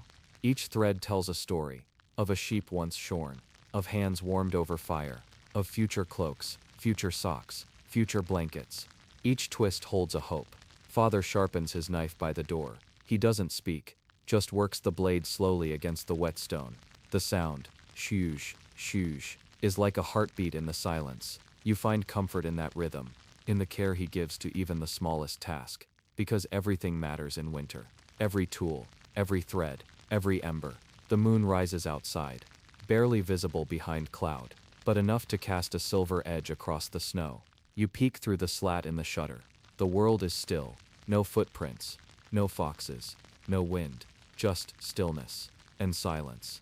Inside, the baby sleeps. The children curl under one large blanket. You press near the fire again, your legs stretched out, your hands around a warm cup of water, still steaming slightly. Not tea, just hot water. But it feels like tea, feels like safety, feels like rest. The night grows deeper. You hear a mouse near the wall. Little scratching sounds. Not a threat, just life, sharing the warmth. Before you sleep, you check the fire one last time. You stir it gently, shifting the coals. Add a thin log, not too thick. Let it burn long, but slow. Just enough to keep the room alive till morning. The smoke curls upward, whispering its way through the chimney. Outside, snow begins to fall again. Soft, silent, and within, the fire breathes steady. You lie down, wrap yourself in the worn wool blanket, close your eyes, and listen to the quiet hum of winter. Still alive, still warm, still here. The sky is still dark when you open your eyes, but something feels different. Not warmer, no, just quieter. You hold your breath and listen. Nothing, no wind, no clatter of branches against the roof, no creaking from the walls, just stillness. That deep kind of silence that only comes after a heavy snow. You rise slowly from your straw bed, careful not to wake the child beside you. A cold draft kisses your ankles, but it's softer than usual, muffled somehow. When you step toward the shutter and press your hand to the gap, you see it, a white world. The snow fell thick last night. It piled against the door, against the walls, against the sky itself. It's beautiful, and troublesome, because snow like that means being stuck inside, means the animals need extra care, and firewood becomes more than comfort. It becomes survival. Father is already up. He's standing near the door, boots half on, cloak across his shoulders. He doesn't say much, just nods and lifts the latch. The door opens with resistance, like it doesn't want to let go. Snow has drifted halfway up the frame. He grunts softly and begins to dig. With a wooden shovel, more flat than curved, more worn than sharp, he tosses the snow to the sides, clearing a narrow path to the woodpile. Each breath he exhales turns to mist. His fingers move slowly, but steadily. The woodpile, it's lower than it should be. The logs are damp from snow, but usable. He gathers a few and tucks them into the crook of his arm, then closes the door gently behind him. You feel the warmth return almost immediately. Even one breath of cold can steal hours of heat from the house. You begin breakfast. Not much today. Yesterday's barley water, thickened overnight. A crust of bread, the last of the dried pears, soaked in warm water to soften. The children stir slowly, blinking into the candlelight. They yawn, stretch, curl again under their shared blanket. You smile quietly. Let them sleep a little longer. Sleep is warmth, and warmth is life. You tend to the fire, poke at the coals, add a log, wait for the flame to catch. Then you place the pot near the edge of the hearth. No boiling, just warming. The steam rises slowly, soft ribbons in the dim light. It smells faintly sweet. Not much, but enough to remind you of better days. Mother is spinning again. Her fingers are red, cracked at the joints, but they move with grace, pulling the wool, twisting, winding. There's something soothing in the sound. A quiet rhythm, spindle against finger, thread against breath. You sit beside her, watching. For a while neither of you speak. There's nothing that needs to be said. You're both thinking the same thing. How long will winter last? And will the food last longer? Later you gather the children and send them to the barn. It's cold, yes, but the animals need checking, and the movement will warm their bones. You go with them, wrapped tight in shawls, feet wrapped in wool. The snow crunches beneath your boots, a sound like breaking bread crust. The barn door groans as it opens. Inside it's dark. The air is thick with the smell of straw, old hay and animal warmth. The cow lifts her head slowly. Her breath rises like smoke. She's slow to stand, stiff legs, cold muscles, but she's alive. The goats bleat softly in the corner. They've huddled together, One has a bit of frost on her nose, but it melts as she wakes. The chickens, fewer eggs now, of course, but still a few, tucked beneath warm feathers. You gather two, still warm from the nest. Tiny treasures. You sweep the barn, refill the hay racks, check the water buckets. The surface is frozen, so you break the ice gently. Your hands sting. The boy laughs softly when he drops a bit of hay into your hood. You pretend to scold him, but your eyes betray you. Laughter is rare. You let it live. Back in the house, the eggs go into the pot. You share them between the little ones. They eat slowly, savoring every bite. Even the shell is crushed later and added to the compost pile. Nothing is wasted, because nothing can be. The eldest daughter sits by the window. She's mending a tunic. The stitching is uneven, but it holds. A patch over the elbow, another at the hem. The tunic once belonged to your uncle. Now it belongs to her brother, and next maybe to the youngest.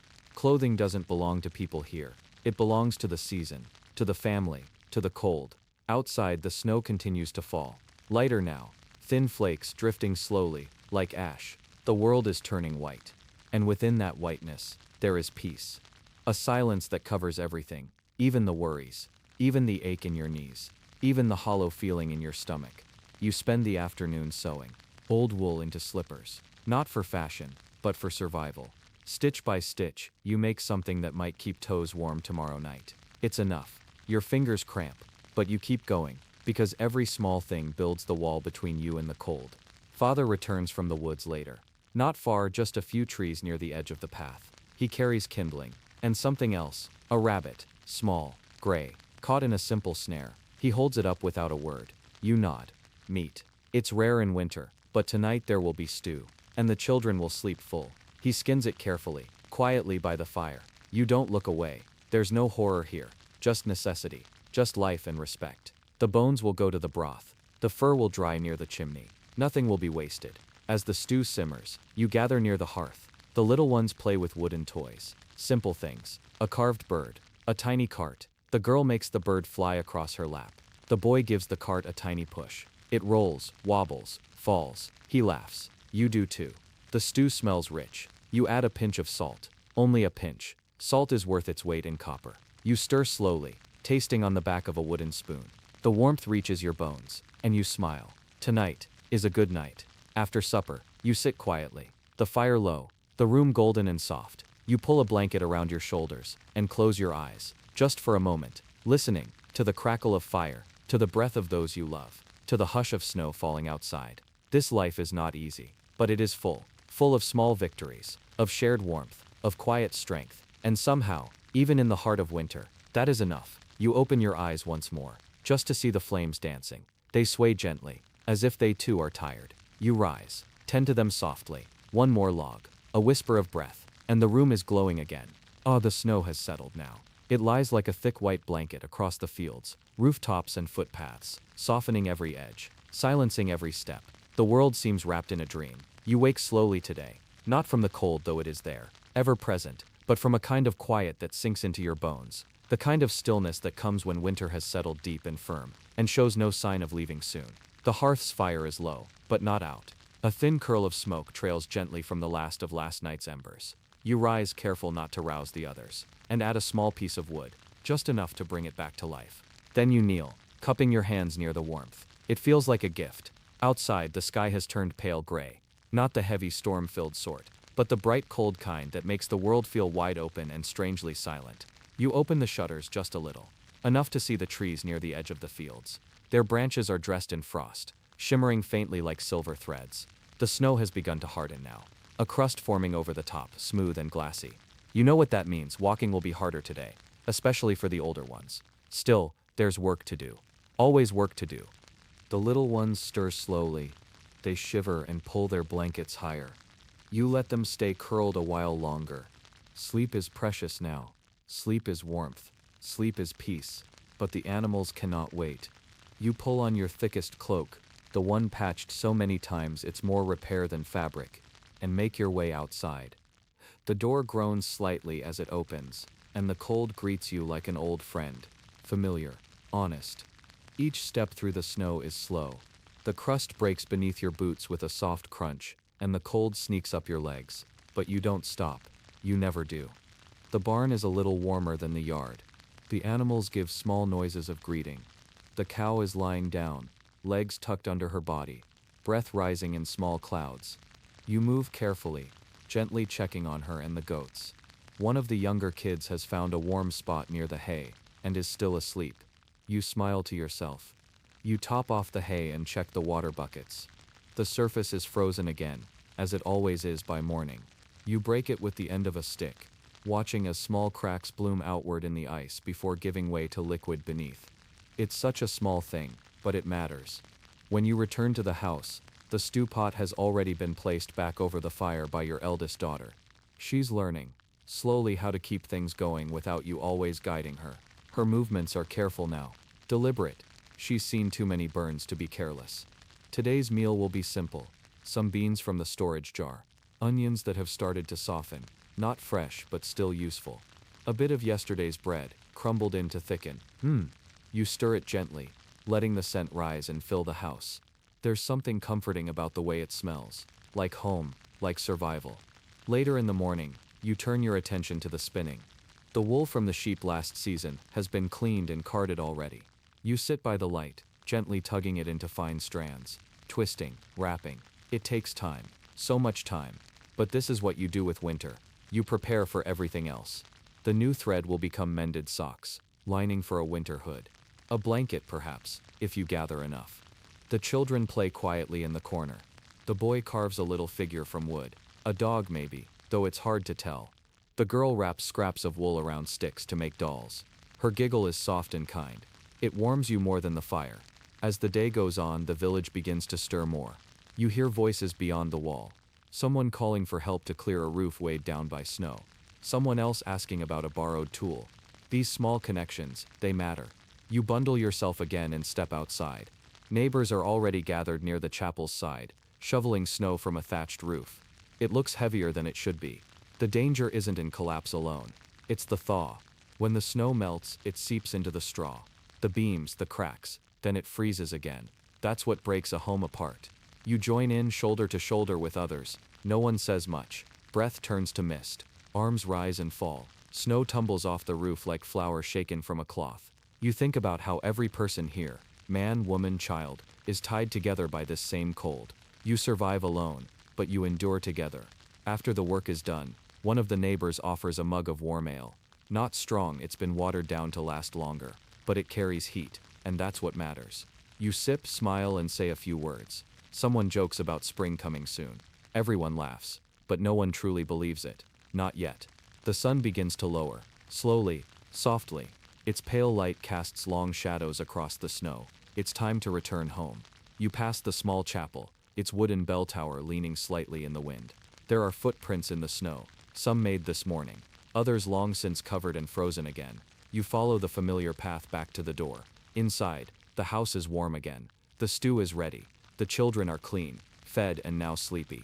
One is curled on the floor near the fire, thumb in mouth. The other stares into the flames, humming to herself. You sit beside them and take it all in. This day, like so many others, has passed in small moments. A broken layer of ice, a shared task, a bowl of stew. Nothing grand, nothing loud, but survival isn't about greatness. It's about rhythm, breath, warmth, routine. Night falls again. You light a small tallow candle, careful not to let the flame catch the wool nearby. It casts a gentle glow across the room. The wind whistles outside, not fiercely, but just enough to remind you that the world out there is still harsh. You pull your blanket tighter, say a few quiet words to yourself, and listen to the house settle around you. Another day gone, another day survived. Tomorrow will come, and with it the same challenges, and the same quiet strength. But for now, you rest, wrapped in wool, warmed by fire, carried by the stillness that only deep winter can bring. You let yourself drift, eyes half closed. The snow falls again, and you sleep. The days are getting just a bit longer now. You notice it in the way the sun peeks over the tree line just a little earlier, how the shadows stretch differently on the snow. It's not spring yet. No, far from it. But the winter has begun its slow retreat. Not in force. Oh no, it's still bitterly cold. But in small, almost secret ways, it's loosening its grip. This morning, you rise to find the sky clearer than it's been in weeks. A soft blue, with tiny streaks of white cloud drifting gently, slowly, almost lazily. You take it as a good sign. Even the air smells different. Less heavy, less damp, still cold but lighter somehow. In the corner of the house, the last of the preserved apples from the store have begun to soften too much to keep. You cut away the worst spots, slice the rest thin, and toss them into the pot with a bit of dried elderflower from your bundle of herbs. The smell is, gentle, sweet. Reminds you of better times. You don't waste anything, not now, especially not now. After breakfast, a modest bowl of oats thinned with water and a touch of goat milk, you prepare for another kind of work. Not spinning, not cooking, not tending to the goats or scraping the bottom of the food barrel. Today you gather your things slowly. A bundle of cloth, a needle you keep tucked in a twist of linen, a pot of rendered fat, and a few lengths of willow. Today is a repair day. The fence around the smaller animal pen has grown weak. The weight of snow and time, and chewing teeth have all done their work. You step outside. The snow is firmer now, no longer loose and powdery, more like packed earth. You tread over it carefully, boots making shallow prints, and stop at the edge of the old fence. The wood has warped, cracked. One post has snapped, and leans like a tired man. You press a hand to it, sigh softly. Yep, it'll need mending before the thaw turns it to mud, and the goats wander too far. You begin the work without ceremony. No one else around to help today. They're either tending to other tasks or minding children. You slip the willow rods through the gaps, weaving them tightly between the standing posts. Over, under, over, under. The movement is simple, repetitive, soothing. You hum quietly to yourself, something your grandmother used to hum. It makes the work feel warmer. Around mid-morning, a neighbor passes on the road, old Elric, hunched but still sharp in the eye. He stops for a moment to rest on his walking stick, watching your hands move. You always were good with the weaving, he mutters. You smile back. Learned it from my mother. He nods once, satisfied, and continues on without another word. Sometimes that's enough. As you work, you think of the old traditions, the ones passed down in whispers and habits more than books or rules. The way your mother would wrap straw cords around the window latches during the coldest nights. The way your father hung dried juniper above the hearth to keep the air clean. No one really explained why, but you still do it, because it's what you do. Because it feels right. By early afternoon, the fence is stronger. Not new, not perfect, but strong enough. You rub your hands, sore from gripping the willow, and head inside. The warmth of the house hits you like a thick blanket. Your youngest is curled by the hearth, sleeping again.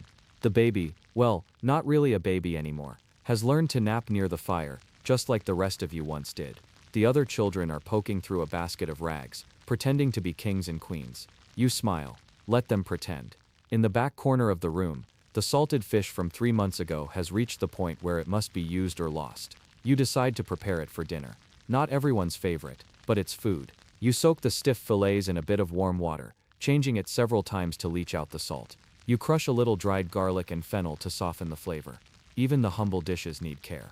That evening, as everyone eats, your mind drifts again, back to the winter 2 years ago. The harsh one. The one where the snow came too early and stayed too late. The one where you lost your cousin to a fever and nearly lost your youngest to the cold. You don't like to think about it much, but sometimes it rises up anyway. The way everyone moved a little slower, talked a little less, the sound of coughing in the night, and the silence that followed. You look at your family now, alive, eating, tired but breathing, and you whisper a silent thank you. Later, someone knocks. It's not often you get visitors this time of year. But tonight it's Marta, your friend from 3 houses down. She's wrapped in furs, cheeks red from wind, holding a small parcel. A gift, she says simply. You invite her in. She doesn't stay long, just enough to share the warmth and pass the bundle. 2 small loaves of barley bread, still warm from her fire. You press a hand to hers. No words needed. In winter, bread is more than bread. It's a message. That night, as everyone prepares for sleep, you take a moment to yourself outside. The sky is clear. The stars are brighter than usual. You see Orion above the treetops, tilted and proud. Your breath rises in soft clouds. The snow reflects the starlight. Not bright, but enough to see by. You listen, to nothing. And everything. An owl in the distance. The creak of wood as the cold settles deeper. Your own heart. You go back inside. Lay by the fire. Your oldest child is snoring softly. The baby sighs in her sleep. You adjust the blanket one last time. Close your eyes. And let the darkness hold you. Tomorrow will bring more of the same. More small struggles. more silent victories. You don't think about them yet. Now, you rest. And the world outside slowly freezes again, wrapped in stillness, wrapped in night. The next morning begins in silence. There is no rooster crowing, no chatter, no loud clatter of firewood being split. Just the soft creaking of beams above you, and the almost musical hum of the wind outside. It's the kind of wind that doesn't howl, just whispers. Like an old tale brushing the walls. Your eyes open slowly. It's still dark, but it's a softer dark than the thick velvet of high winter. You roll over, blanket pulled up tight to your chin. Your breath is warm against the wool, and the air beyond the blanket is still a little too cold to meet willingly. Still, you rise, slowly. The hearth's glow is faint, but it's there. Little orange embers, just holding on. You stir them gently, adding small twigs first, then a few thicker pieces of wood. A little smoke curls upward. The scent is, earthy, dry. It reminds you of the forest. As the fire grows, so do the sounds of the house. A soft yawn from the corner, the shuffle of bare feet on straw, the thud of someone turning over in sleep. Today is not a feast day, not a market day, not even a church day, just another day, and in winter that means survival. Not in the dramatic sense, but in the quiet, constant way. The slow work of keeping warm, keeping fed, keeping peace. You reach for your outer dress, the one you keep near the hearth. It's stiff from the cold, but the linen underneath is warm against your skin. You wrap a wool shawl around your shoulders, knotting it at the front. Your shoes are still damp from yesterday. You warm them by the fire, fingers working the leather to soften it. Even shoes need waking up. Outside, the light is finally creeping in, a pale gray that barely counts as morning. The frost on the window glass makes strange swirling shapes. You lean close, watching how it melts just near the corners. There's something almost magical about frost, like the sky trying to paint pictures. Breakfast is barley again, boiled until thick, then scraped into wooden bowls. You add a bit of dried plum for flavor, something you saved from the fall harvest. It's sweet, just barely. Enough to make everyone smile a little. The children eat slowly, quietly. One hums a tune between bites. You join them. After breakfast, it's time to check the supplies. You move toward the corner chest, the one you've opened every day this winter with a quiet prayer. It creaks open. Inside, the root vegetables are fewer now. 3 onions, a handful of turnips, 1 soft carrot. You sigh gently. Not out of panic, just out of careful noticing. Every piece of food now carries weight. Even the wrinkled ones. You slice a turnip into small strips, setting it aside to dry by the fire. Not for today, for the next stew. Today you'll use the lentils. They take time to cook, but they fill the belly. You soak them in a clay pot, adding salt you bartered months ago, and a bit of dried leek. By evening it will be ready. Mid-morning, you slip on your cloak and head to the edge of the woods. Not far, just close enough to check the traps. No one likes trapping, but in winter it's necessary. You walk carefully, staff in hand, boots crunching on the hardened ground. Snow here is packed, but not solid. Underneath the earth waits, patient. At the first trap, nothing. At the second, a small hair. You whisper a soft word. Not quite a prayer, but close. You carry it home gently. You skin it behind the shed. Hands numb, breath visible in the air. The motion is practiced. Not joyful, not cruel, just part of life. You set the hide aside to dry. It'll be useful for lining shoes later. And clean the meat slowly, carefully. Back in the house, you place it in a small pot and cover it with water. It'll join the lentils later. The children are braiding straw into little dolls again. You smile. They're not just playing. Those dolls will hang above the door to keep the frost out, they say. You let them believe it. Maybe you believe it too. At midday, you sit near the window, mending a wool sleeve that tore at the elbow. The thread is coarse but strong. Your needle finds its way through the fabric with ease. In, out, steady, calming. You lose track of time. Your mind drifts. You remember your aunt, long ago, teaching you how to mend your first tear, her fingers guiding yours, her quiet laugh, her strong voice, always certain. She would have survived this winter too, just like you. Someone knocks at the door. You pause. It's Alwyn, the boy from the next house over. He carries a small sack and a sheepish look. Ma says we have too many parsnips, he says. Wants to trade for onion. You nod, smiling. You take 2 parsnips, give one of your last onions. Even now the village shares, because they must. By late afternoon, the stew is thick and fragrant. You taste it with a wooden spoon. Rich, earthy. You serve it in bowls, steam rising in curls. Everyone eats slowly, gratefully. Later, after the meal, you prepare the house for night. You bank the fire, piling it just so it'll last the night. You check the window latches. You close the chimney flue slightly, Not fully, enough to keep the warmth in, but still let the smoke drift up. You lay extra straw beneath the bedding. You place the warm stones, wrapped in cloth, at the foot of the sleeping mats. The room grows still, sleepy. Wrapped in that thick kind of quiet only winter gives. You lie down. You can hear the faint creaking of the rafters above. The wind has picked up. Not loud, but steady. Like a soft hand brushing across the roof. You close your eyes, and for a moment you imagine the woods. But not as they are now, bare, frozen, gray. You imagine them in spring, leaves uncurling, water running freely. The scent of damp moss and wild garlic. You smile in your sleep. Because you know, spring will come. Not today, not tomorrow, but eventually. And until then, you endure. With wool and stew, with straw and fire, with stories and songs and silence, and each other. The cold has settled into everything now. The floor, the walls, even the spoons in your hands. When you hold them, it takes a moment for them to stop feeling like stone. Outside, frost clings to the wooden fence, creeping into little shapes, curling like feathers. Inside, the air smells like firewood and wool. And a little like dried thyme, left hanging from a ceiling beam since summer. You breathe deeply, and you begin the day.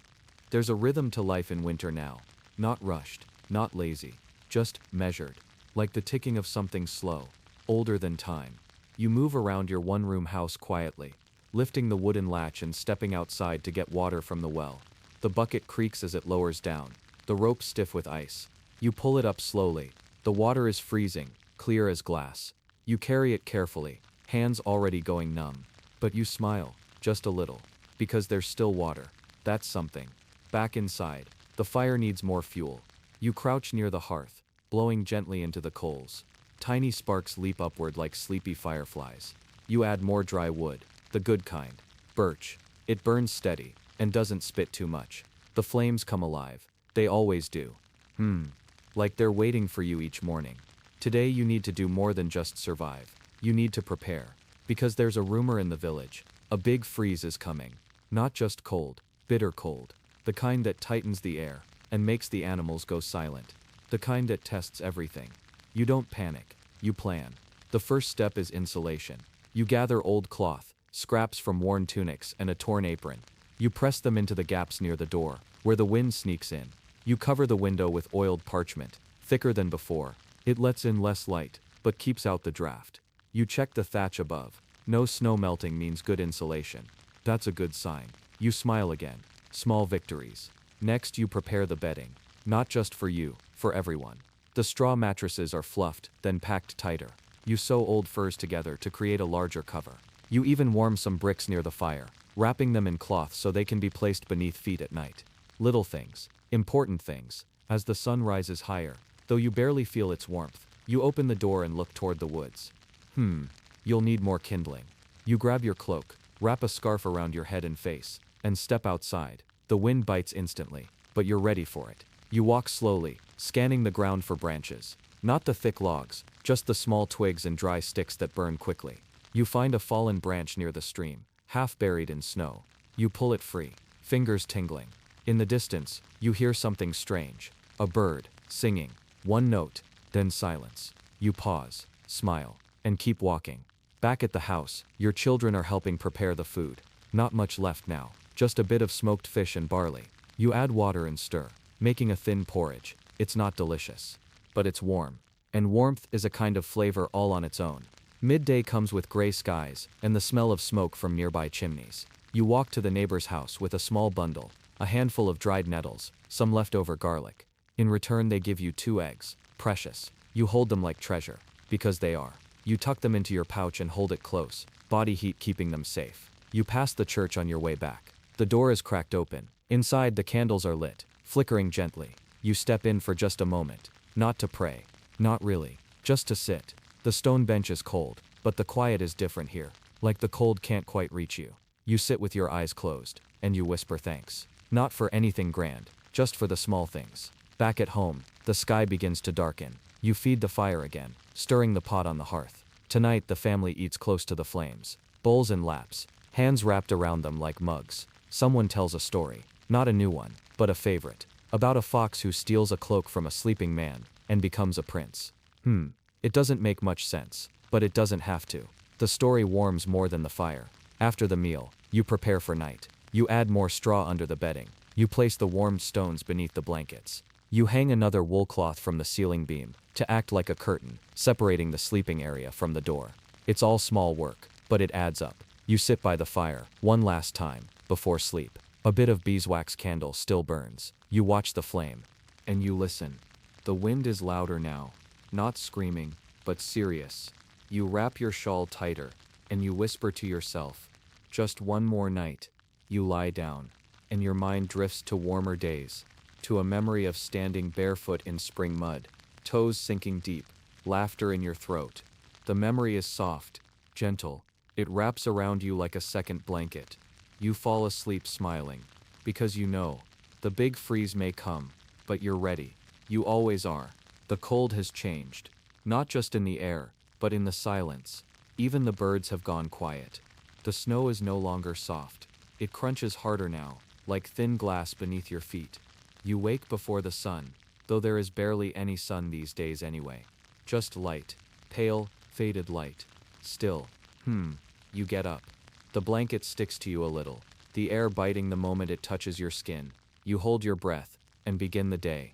Inside the house, the fire is down to embers. You crouch, gently lifting the blackened log with a small stick, and blow softly, again and again, until a few tiny red sparks appear. You place a thin shaving of bark, then a stick, then two, and soon the flames begin their dance again. You whisper, "There you go." You speak to the fire like it's a small sleepy animal. Because it is. Today the ice on the bucket is thicker than your finger. You chip it carefully, not to waste the water underneath. The metal ladle is almost too cold to hold. You breathe into your hands, and wrap them inside your sleeves. Breakfast is the same as yesterday, and the day before that. Thin oat gruel, warmed over the fire until it's just steaming. You add a pinch of dried onion, only a little. It's precious now. The taste is soft, not strong, but calming. The children sleep a little longer under the heavy blanket. You let them. Sleep is warmth too, when it's shared. They curl toward one another like puppies, noses tucked beneath arms. You step outside again. You need to check the animals. The barn is silent. No neighing, no clucks, just a soft, slow breathing. Inside, the cow's nose is rimmed with frost. You brush it gently, then pat her side. She doesn't move, just shifts her weight a little. You check the hay. Less than half a stack remains. You frown, but only a little. You were expecting worse. The chickens have huddled together under the roosting beam. 2 eggs today. You whisper thanks to them. Not aloud exactly, just under your breath. Words have warmth too, after all. You wrap the eggs in thick wool, and place them in a small clay bowl beside the hearth. They'll be boiled tonight. A treat. Around midday, you see your neighbor's boy running through the snow, waving a stick like a sword. His face is red from the wind, but smiling. You wave to him from the door. He waves back, laughs, then disappears behind the trees. You take this as a good sign. If children can still run and laugh in the coldest days, then perhaps the cold hasn't won yet.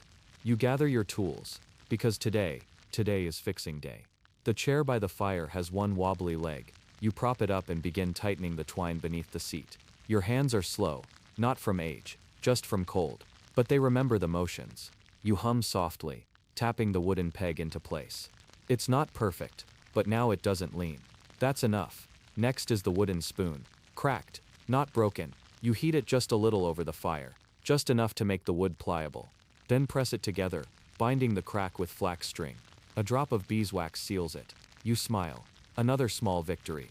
As the day grows dim, you prepare the night stew. Dried beans soaked overnight, now soft enough to simmer. A few root vegetables. You slice them thinly. A little salt. No meat tonight. That was yesterday.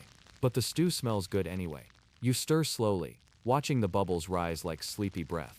You set out the family's shoes beside the fire. Not to warm them, to dry them.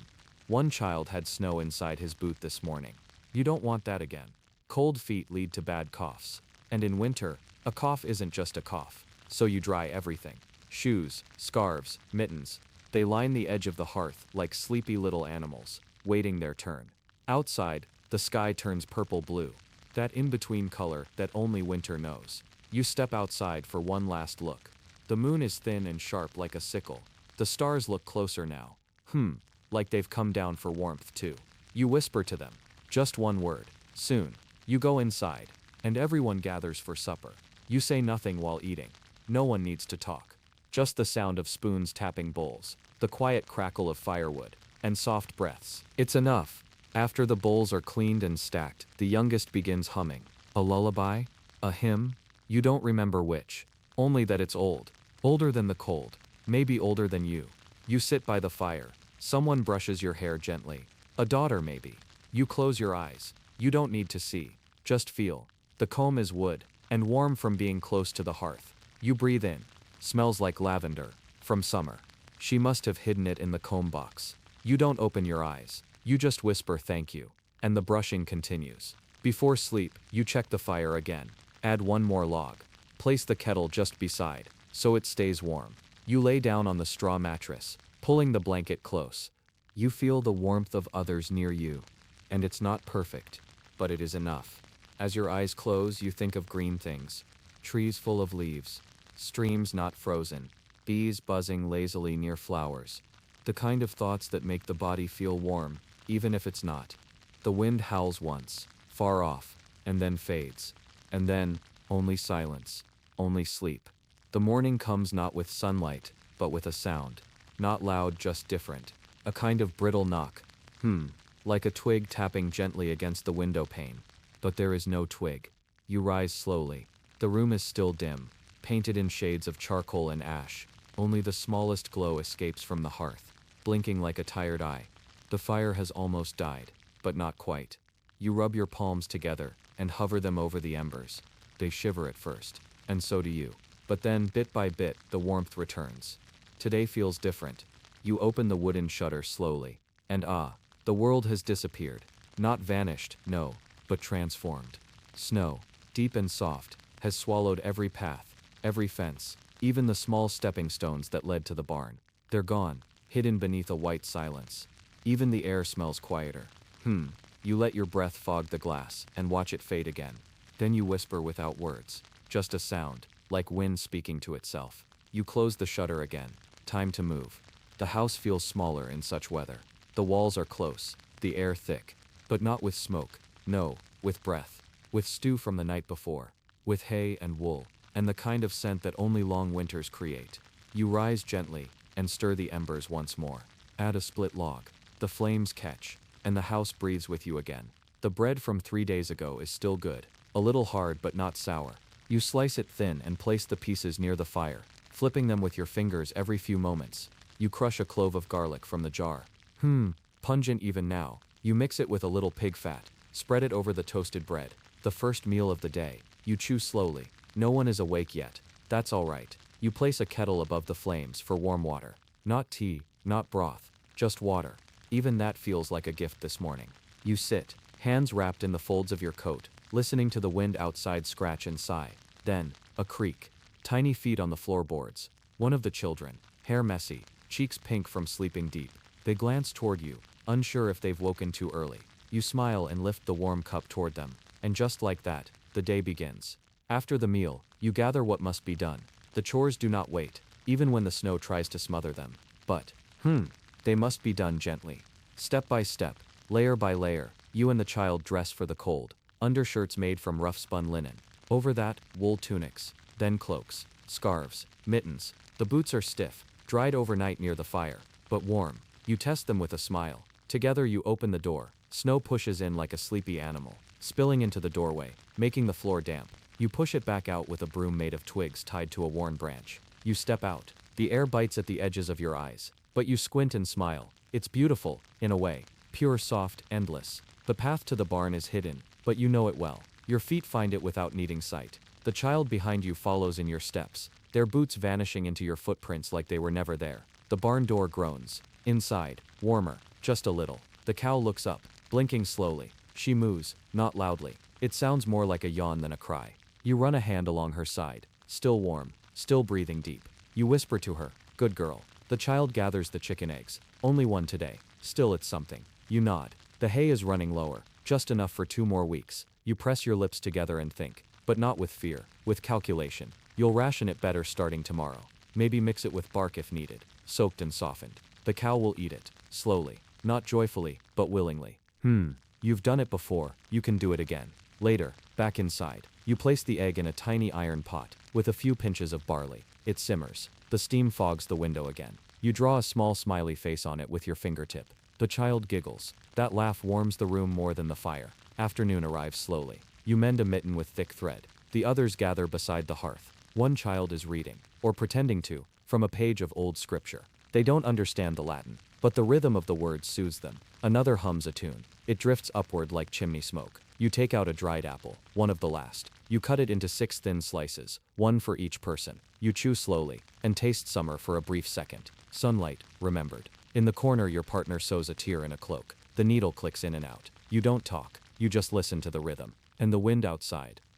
It softens. The storm has passed. You decide to check the well. You tie a rope around your waist, in case the snow is deeper than it looks. The well lid is covered in ice, but not frozen shut. You tap around the edge with a rock, then lift carefully. Water glimmers below, dark and waiting. You lower the bucket slowly. It hits. You pull. The rope is heavier now, but worth it. The water is clean, and still flowing. Back inside, they greet you like you've returned from a journey. You hand the bucket to the oldest.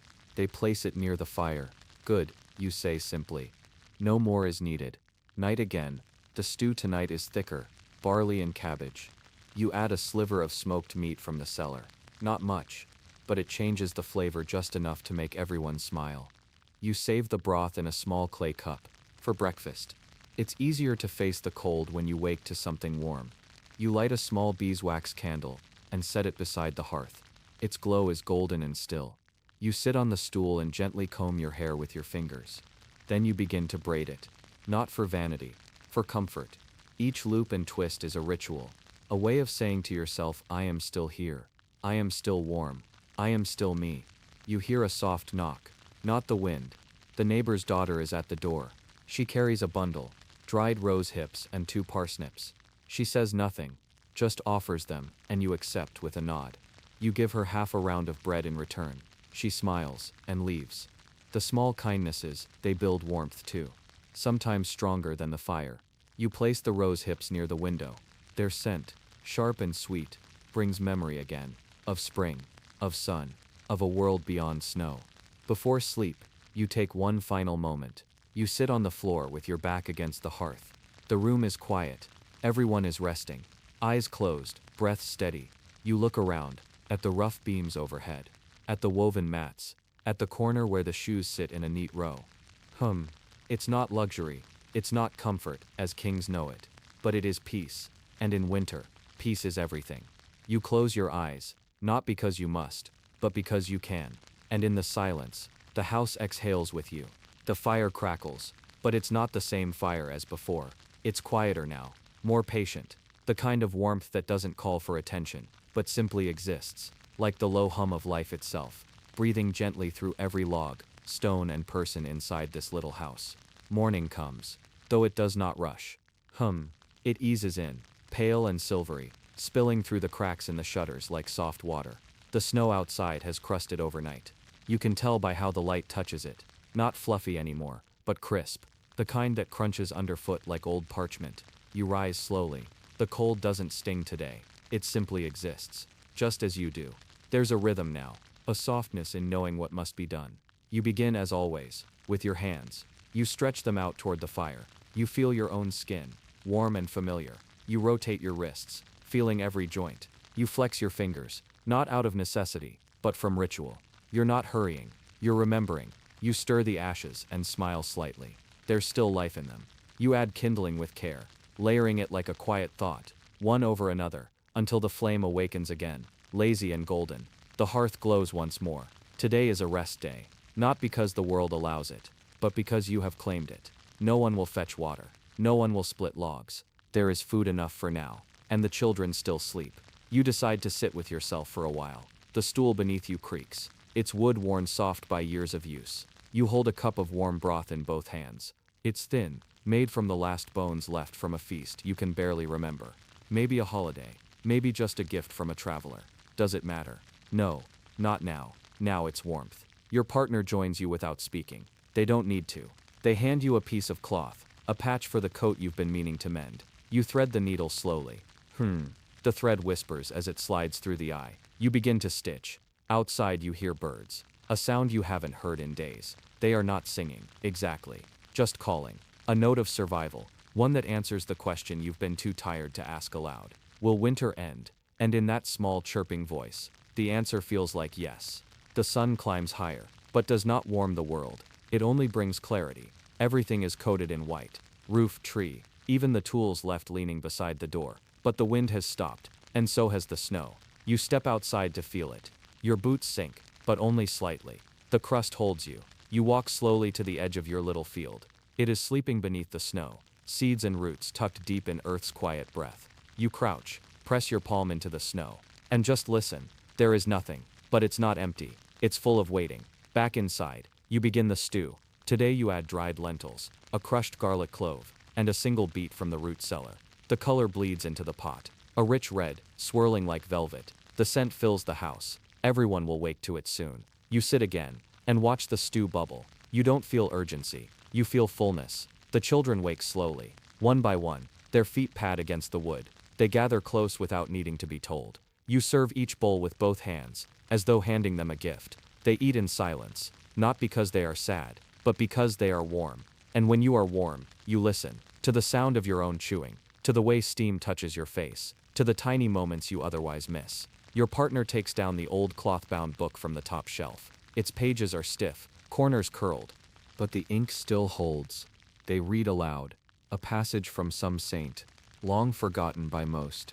The story isn't exciting, but it is gentle. A story of walking through snow, of praying not for rescue but for endurance. Everyone listens, even the littlest ones, even you. Later you open the window, just for a moment. Ah, the air stings, but it's clean, crisp, new. You breathe it in, deep. Let it fill your chest and clear your thoughts. You hold it, then let it go, and close the window again. The house feels different today. Not larger, not cleaner, but clearer, as though winter has settled, and you have too. You take out the wool. It's been waiting for weeks, untouched.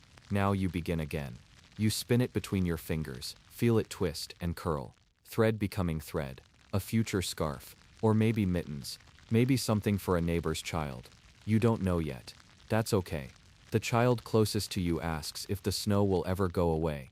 You say yes, not because you know it, but because it always has, and some things do not change. The afternoon stretches like soft fabric. Time doesn't rush. You find yourself watching shadows again, noticing how they shift, how they bend around corners. Even the smallest changes feel like a miracle. You prepare the evening food early. Today mashed turnip, thick and earthy. A little salt, a splash of broth. You plate it with care, each dollop shaped like a small hill. It looks like snow, but tastes like life. Tonight, the oldest child asks for a story. You lean back, eyes half closed, and begin. Not with kings, not with dragons, but with a small girl who lost her mitten in the snow, and found it again in spring. They all smile, even your partner. You end the story slowly. Not because you've run out of words, but because their eyes have begun to close. Their bodies lean into sleep, one by one, like petals folding in darkness. You cover them gently. Tuck the blankets around their shoulders. Touch their foreheads with your warm fingers. Just once. The candle burns low now, almost out. You sit by it, breathing softly. You don't think of tomorrow. You don't need to, because now you know how to survive it. You glance toward the window once more. The sky is cloudless. Stars shimmer above like pieces of flint caught in frozen water. No moon tonight. Only quiet light. Perfect for sleep. Perfect for dreaming. And in this final stillness, you whisper a thank you. To no one in particular. Just to the moment. To the warmth still in your chest. To the house that holds you. To the night that keeps you safe. And if you are still awake, then maybe, just maybe, you have to see the video from the 18th minute of the story. Or play this side video, as it may help you sleep better. Goodbye.